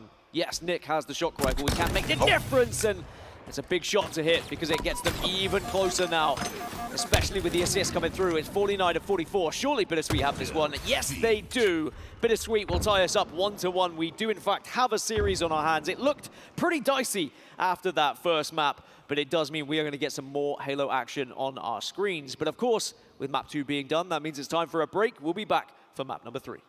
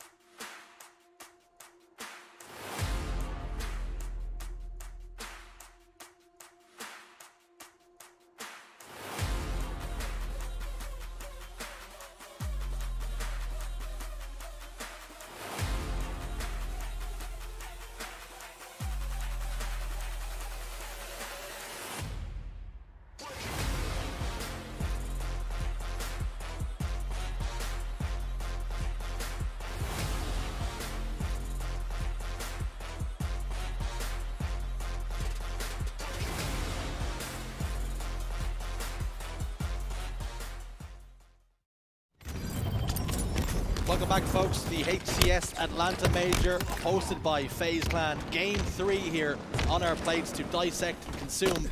Series currently sitting at 1-1. And if you're just joining us, this one is very important. The most important for these two teams as a tournament so far, as it's just to make it out into bracket play. Oddball Street's a very difficult one to try and one-up over another team. We even saw it earlier with two teams who were on a very different class, actually. A team that was getting absolutely slapped was still able to keep it somewhat competitive here on Oddball Streets, because all it takes is one all-4 dead. You can get some good amount of time on the ball, but no ball time for either team at the moment. Very competitive in the middle of the map as they're trying to just try and get ahead of the other. And finally now, a chance to set up for Native Gaming at the first. And it will be a tower setup that they're going to go for. APG will probably hold down Pink, need someone over towards Arcade, and then it's just a matter of communicating. Where's that push coming? How do we set up to stop it?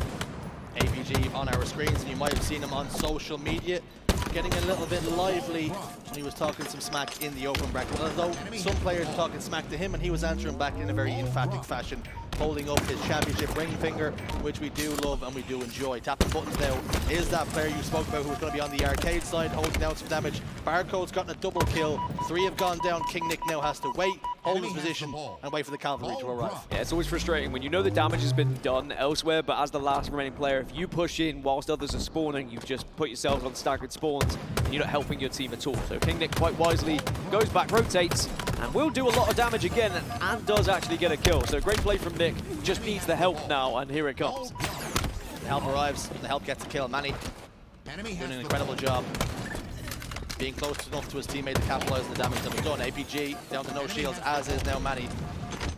He dips away with the ball carrier to try and provide some cover fire.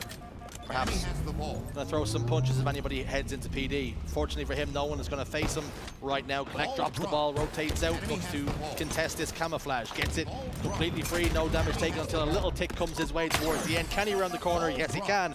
Camouflage and Bulldog for Collect. Can he do something special with it? APG nearly hit that shot on the camo as well. He heard the call out, knew Collect was on one shot, and he jumped out of tires to try and get the kill. But now it's going to be 3 dead for Native, and Collect gets the job done with the camo. So now, Bittersweet should be able to put some time on the board here. It's not the cleanest attempt at a kill, but at least Collect's done the damage and survives with the camo, and now he'll clean up tapping.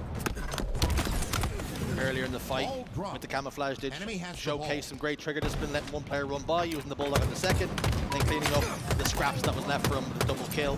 And that meant that this game now, 37-31, 6-second lead.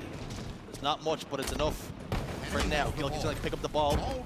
Slay's not too heavily in their favor. That's just changed with the death of King Nick. Descendant in Cafe. As a matter of fact, 3 members of Native, all positioned, or of Bittersweet, excuse me, all positioned over towards that Cafe side. Collect's picked up a double kill, and that's going to really hurt the cause for Native Gaming. Gilky going to prioritize slaying here if he can. Yes, he can. King Nick will get 1 onto Gilky. Tapping buttons also going to fall at the hands of Collect. Now ball time for Bittersweet. So time starting to mount up. This is much better for Bittersweet in the up ball. Yeah, it was Descendant last game stepping up, but it's Collect now who's putting up the numbers for Bittersweet. Doesn't always mean everything. Of course, there's assists coming across the board, but Collect does look in fine form. Of course, a very different experience it's been so far for Bittersweet comparatively to Native Gaming. They've only played the 2 pool play matches, whereas Native were able to play through an entire open bracket. That means there's a lot more chemistry that can be built, a lot can be learned through that entire day on Friday through Open, whereas Bittersweet, all they could learn really was that they had 2 struggling games in pool play for themselves to work with. And yes, they have more time to go back, VOD review, and to look at things. I guess that's one benefit of being in pool play. Yeah, Bittersweet definitely trying to put some credence in the expression, you don't lose, you learn. Well, they've done quite a lot of losing, so let's hope learning was done. And they can implement some of the things that they did learn into this series against Native Gaming then, and already showing signs of improvement. King Nick trying desperately to toss the ball out front base in the bottom middle, unable to do so. Descended over towards Cafe, that nade will spin up and do a little bit of damage, but not enough to take the shields away. APG's been passed the ball, he obliges, picks it up, and continues to score for his team. Bittersweet, though, have got a sizable lead here that Native will need to cut into if they stand a chance to win this round 1. Good positioning from APG at the moment. Having the ball in PD and doing some damage, just needs a little bit of help so they can clean up some of these kills, and it could result in a good amount of ball time as well. We know APG, very experienced at playing the objective, knows how to navigate a lot of these areas to get as much ball time as possible. And here it is ticking up once more. There's one player dead, but there's going to be 2 down on the side of Native. So now APG has to just toss that ball away, get it out of any chance of Bittersweet getting it into PD. So it's a good rotation, but he's the last alive. So this is where you really need to get a trade to try and make your life worth it. He has delayed this ball time for Bittersweet. Tapping has spawned up. APG will eventually go down. The rest of Native Gaming are there to try and provide some support. The ball has rolled its way all the way down to the fresh spawners. Heads up play from the world champion APG. It's still going. The ball just won't stop. Bittersweet trying to grab it, but it just keeps rolling away from them downhill. And it will get attached to a fishing rod, isn't it? Native saying, please do chase it. We're waiting for you. The ball gets reset. 4 dead now for Bittersweet.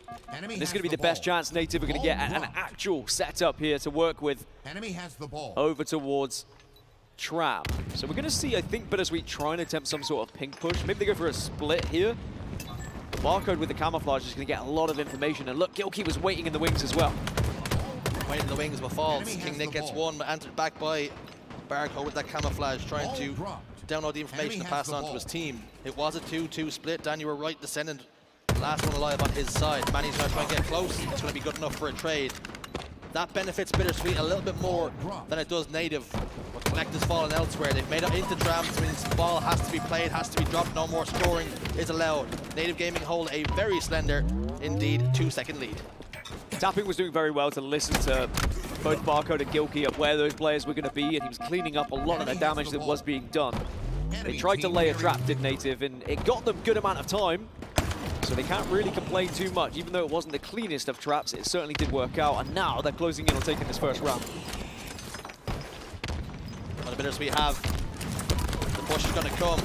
They're not getting close enough. So much damage being put down by Gilkey just to ensure round 1 goes the way of Native Gaming. When push comes to shove, just give Gilkey a Stalker rifle and he'll get the job done in those final moments. Native take the lead here on Oddball Streets. Despite the fact that Bittersweet had a good amount of control for several periods in that game, that's going to be a tough pill to swallow. Need to look at themselves and say, what went wrong? How did we throw that one away? And I think it was just that one push that meant they were all 4 down and allowed Native to get a big chunk of time over towards Trap. The all 4 down and the camouflage grab really did come back to bite them in the backside. Descendants got the ball though. APG's not too comfortable with his surroundings, trying to clear out Tram. Knew King Nick was there, but King Nick gets the better of him. As APG was already weak by the time he had got there. Camouflage has now just popped up. Kills have gone the way of Native. 3 dead. Collect last man standing, gonna try and make this a difficult camo grab. Not difficult enough though, Barcode's got it in his chest. Barcode again with the camo. Last time he was very passive with it because they were holding a setup. But now, as this isn't really as much of a setup as they had before, he might be a little bit more aggressive. Again, he's just trying to get info, but he does get sniffed out, and it's another camouflage that goes slightly to waste, but still getting ball time. I think that's what's important. Both times that Barcode has had that camouflage, the ball has been in hand, so he's not going to be too disappointed. Oh, I love that from Nick as well, saying, you try and toss it, I'll send it back, but with that animation, does leave himself vulnerable when he goes down. A big couple of kills for King Nick to get as well. Spotted the camouflage player in Barcode who was sitting on Laundry, gets the kill, then cleans up the one on the shotgun, pushes forward and makes sure the ball carrier cannot play it as comfortably as he would have liked. They have now got control of that ball and they're moving it straight back into Tram. Descendants firing out the front door, trying to keep those pesky neighbors at bay. Does that happen often in Ireland? Is that something I need to be concerned about? You asked me to move, that's never going to happen if you're firing out the front door. Now, Descendant hasn't really had as much success as he did in the previous game, but he has been very much a support player in this game so far with some of the positions he's found himself in. And if he can manage to just watch over that camouflage and help someone get it, it could be huge here for Bittersweet. Descendant continues to defend Tram with his life. And with good reason. The ball carrier's in there and he's trying to keep him nice and safe, snug, comfortable and warm. Camouflage is up. Nobody yet to get their hands on it. Collect's going to opt to drop the ball and try and do some slaying. APG's got killed somewhere else and it's going to be over in the pink stairs in fact. That's where he's going to find it. Descendant swinging and a miss and shadow boxing there he was and just couldn't connect. Onto the back, chest, leg, shin, wherever he wanted to hit APG, it wasn't connecting, it wasn't finding a hole. Just any body part at that point, but someone did clean up the kill, so it didn't matter too much. as Bittersweet hold a slender lead right now, but we saw in the previous round it didn't matter for much, as once Native did get going, they were able to get a significant amount of time. But Bittersweet have had more success at holding Tram this round, which has been the biggest difference for them. And it's going to be another Tram setup for them to work with. Not quite the perfect setup, though. Collect's down at the moment, so there's a lot to do if you're trying to hold here. And King Nick does get the opener, but it's traded out. Collect goes down as well. 5 perfect shots. Ball dropped. Connect. Tapping buttons forces Bittersweet to play the ball. Descendant alone in Tram again, trying to defend it. He's going to go down, but not before taking tapping buttons along with him for the ride. 2 men submit their tickets to the boatman, and down the river Styx they go. So balled out front C, or Tram if that's the way inclined to wear, because I know Westfoot hates when I call it front C in matchmaking. He does, he hates it. He actually gets really angry with Jersey. It's been quite ugly to watch, but it's going to be another conversation that happens in the green room later. Incoming. The Tram setup didn't work out as well as Bittersweet would have hoped, but they are still ahead and have doubled the lead now over Native Gaming. I really feel like they need a couple more camouflages to work with here. It's been a little bit too easy for that camo to go into the side of Native Gaming, but in 15 seconds maybe Collect can make a difference here, and does have the Stalker Rifle to work with as well. We saw the Stalker Rifle made a difference in the previous round when Gilkey had it, so now Collect needs to do something the same. Nope, nobody can touch APG right now. He's like Roy O'Bannon with shots firing over his head. That's a good reference if anybody knows the movie. I'm not going to give you any hints. Well, APG's had some big moments so far in this series. He had that moment where he was able to rotate that ball away from 4 players on Bittersweet and just stop them from getting any sort of setup over towards Tower, as now Gilkey has the camouflage. And again, it's in favor of Native Gaming. Bittersweet just not able to control the power-ups like Native have been able to do so. And that is what is keep Native in this game, to be honest. The kills, dead even, 69 for both, nice, but now we're going to see whether Bittersweet can actually take advantage of a couple of deaths here. APG looking for cover in red room. Barcode gets a kill. The Bulldog.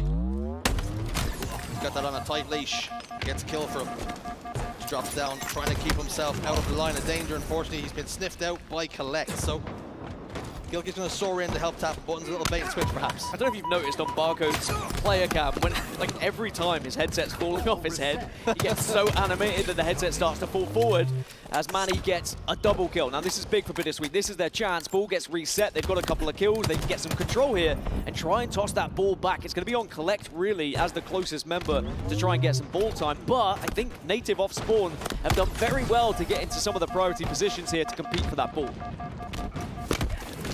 And he goes down, as does his teammate Descendant. King Nick answered back with one of his own. And he continues to jiggle peek over towards front tower. 2 members of Bittersweet positioned on the arcade street. Tapping buttons, looking over the balcony, providing some damage onto Collect. Stalemate on the map, but unfortunately for Bittersweet, Native Gaming continue to score and put distance between them. Real daylight now. Looking at about 23 seconds of a 2 maps pretty quickly, but not always pretty right. Enemy has the ball. Ball dropped.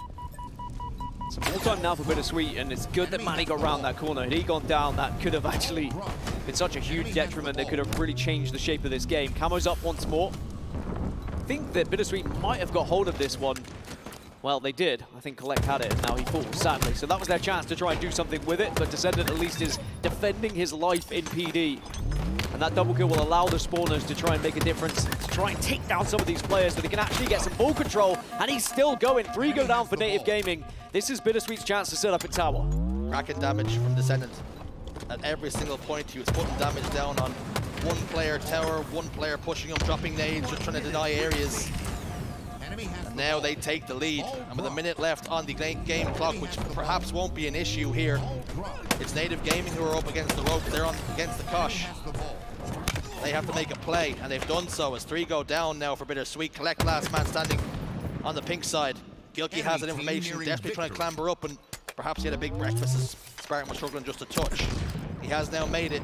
But Bittersweet find themselves in the exact same situation they were in before. They have got to make a play, and they've got to make one quick. That's one of the downsides of having a setup. If you do not play that ball, then the other team can take advantage of it. They can get control, and now Bittersweet have to go, but Native will hold on. Native will get the second round, and Barcode's headset falls off yet again. We need to find something to keep it on that man's head, but it is a 2-1 lead here for Native Gaming. Bittersweet just couldn't get over the hump there, and that is map 3 concluded. So we'll be back after a break for King of the Hill Live Fire.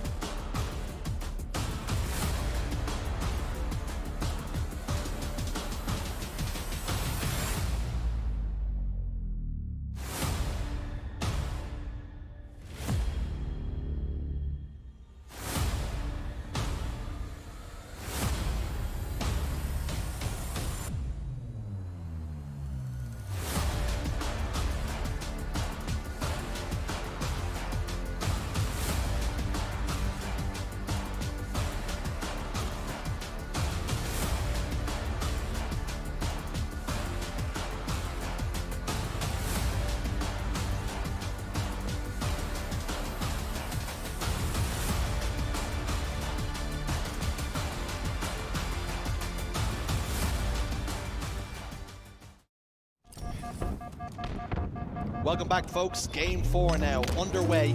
Native Gaming and Bittersweet yet to settle this squabble. And it's taken 4 so far. Could go the distance and need all 5. That's exactly what Bittersweet will want, that much is for damn sure. Barcode gets double kill, Manny is going to fall, but Bittersweet now on the ropes, and are just a haymaker away, Dan, from hitting the map for the last final time. Well, certainly camo control was a struggle for Bittersweet in the previous game. Might be more of the same here. Tapping does go down, though. I guess that's one way to counter the camo control, is just make sure you kill them, make sure they don't get away. But it's a double kill from APG to allow Barcode to keep scoring in this hill here. He's more interested in his teammates' screen at the moment, just because he can't see anything from where he is, so he has to utilize what he's got available to him. We switch over to Gilkey. He's got 2 players to contend with, and he doesn't come out on top in that fight. He wasn't the favorite, for good reason. Collect now with that sniper rifle. Gonna try and put it to work. Tapping buttons fall to the hands. Or a matter of fact, the gunfire of the bandit rifle. APG inside house. The Collect is just desperately trying to garner information for his team and also land a couple of bodies, or even a headshot if he can. But they're getting a lot of time here, and they've already taken the lead in the progress of hill number 1. APG just about with that D-scope, saving himself from a headshot. Yeah, Collect can really make the difference and could actually win them the hill here. All it takes is hitting 1 shot, and that's all you need. Double kill now. Once more, but it is going to allow the rest of the team to score, and it's going to be 3 back to back. Oh, so close to get it in the over, but it will secure at least the hill for Bittersweet, and they need something like that. They need someone to put this game on their back right now, otherwise they'll be out of this tournament. Enemy team took the hill. APG then. So we flip teams. What can they do? Enemy team took the Bittersweet, hill. at least Ascendant has control of tower. He's going to need to be evicted from that location very quickly, or he could be a real thorn in the side. He does go down. King Nick isolated over towards green, or excuse me, over towards the camo side.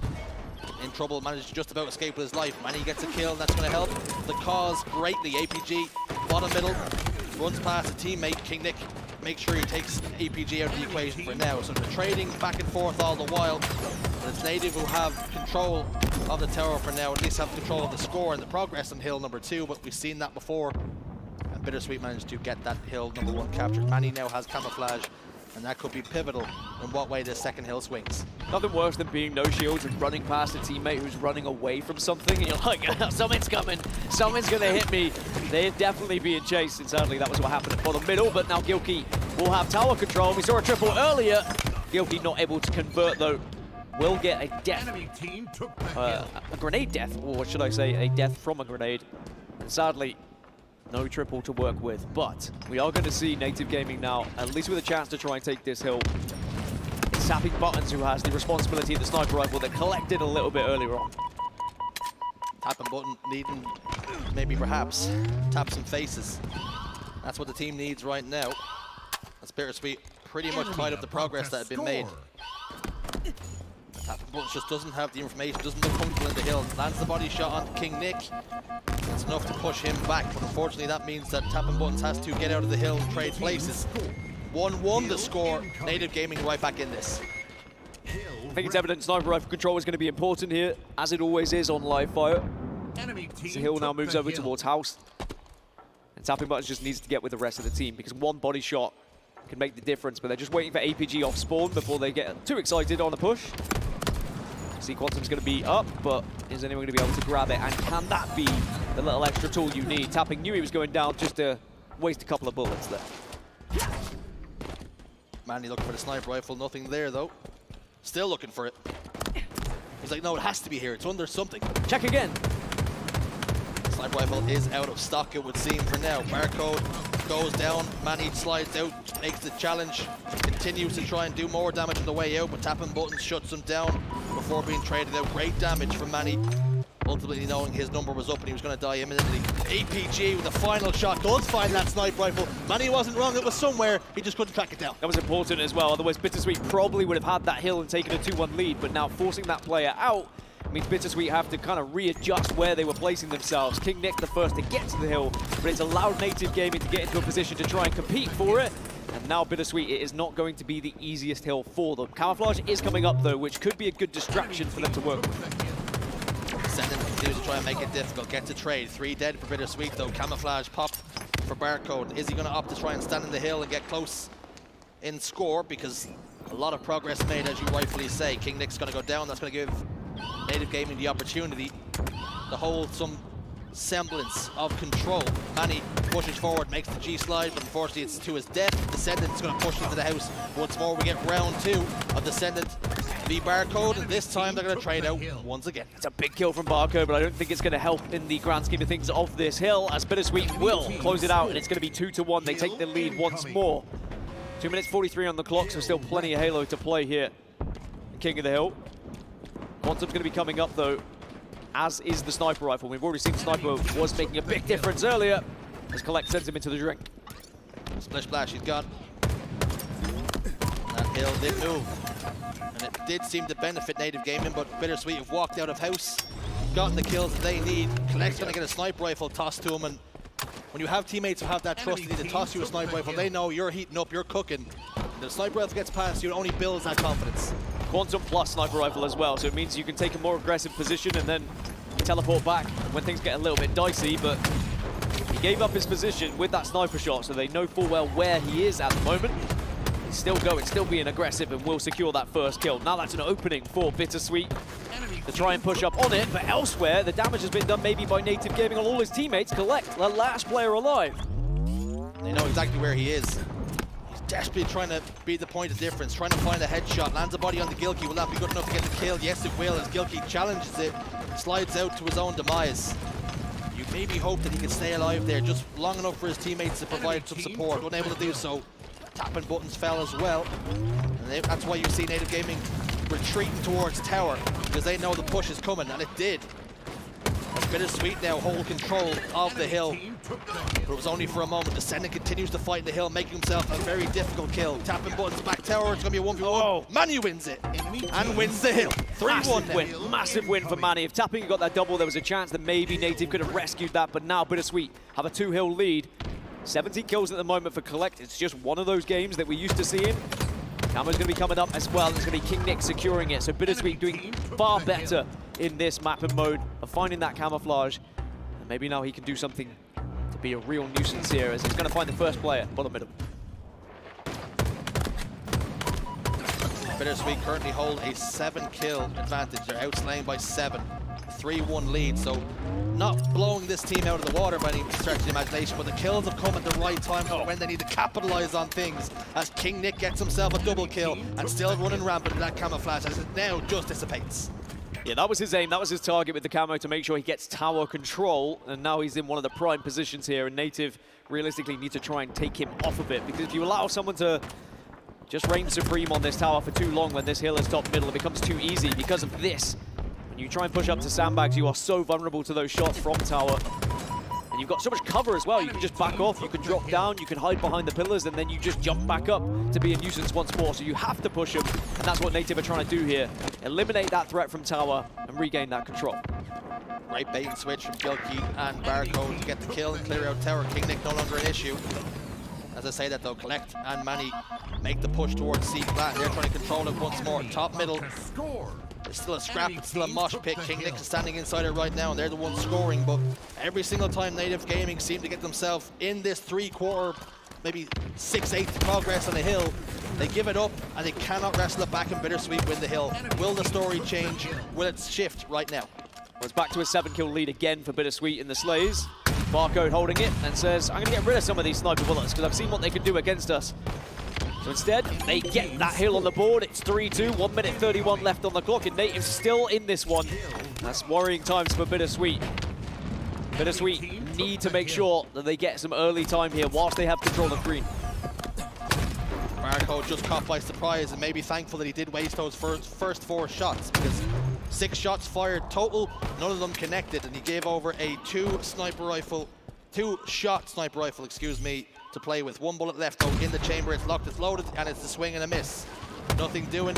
Barcode now looks to get touch tight to Manny, but unfortunately for him, Manny's not interested in taking the fight whilst he's full shields. Comes back to the player, but Barcode turns the tide, and Barcode wins the fight. Well, they needed that. It does get cleaned up, but look at the amount of time that Bittersweet are getting for free in the hill at the moment. Native Gaming need to stop them, will stop them temporarily.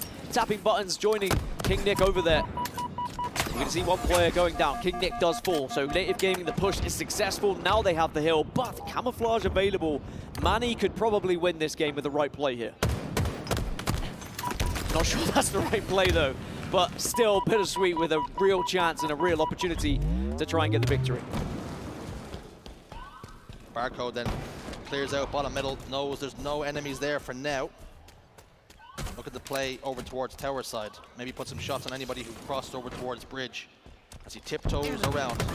Gets one onto Collect. Gets taken down though instead by Descendant. Native Gaming are right there. Here comes that push we were talking about. Manny goes down. King Nick's the latest one to try and push out, get the kill, and shuts it down. Tapping buttons against King Nick. Which one's going to come out on top? It's going to be tapping buttons. It's 3-3. We're all tied up in the hill. Wow, what a game of King of the Hill we've got between these two squads. It looked like Bittersweet were so close to making us go to a game 5 here, but I will say, going back to the camo on Manny, if he was just a little bit more patient and pushed into that hill, it could have been a very different game here for Bittersweet. And they're not having the early time that they had before. They do get a couple of kills though, and that stick's going to do some damage. 57 seconds, and of course the clock not really going to be a factor here because of overtime anyway. So it's just do or die in this hill. Remember, if Native Gaming get this hill, if they win this, they will be sending Bittersweet out of this tournament. It's important now that Bittersweet don't play flustered. They don't start being scrappy. There has to be some sort of thought behind the moves they're making. Do not make solo pushes, desperate plays. It is desperate measure time, but you've got lots of time in this hill to change the destiny of the series and indeed this game. Collect top middle is going to fall. They're pushing solo, they're getting picked apart, and Native Gaming are in the ascendancy right now. It's getting shaky, and Barcode roars across the main stage to let them know, because now it's one last push here for Bittersweet. Otherwise, they will be out of this tournament. One last push, one last hurrah. What have they got? They're so far away here. They have to get kills and get in the hill, and it's just not got the time to do it. Native Gaming stand up, they stand strong, they win the series 3-1. Native Gaming will be going through to bracket play. Bittersweet will be going home. We'll see you at 3:30 for the pre-show and for the entire Halo action. We'll see you then.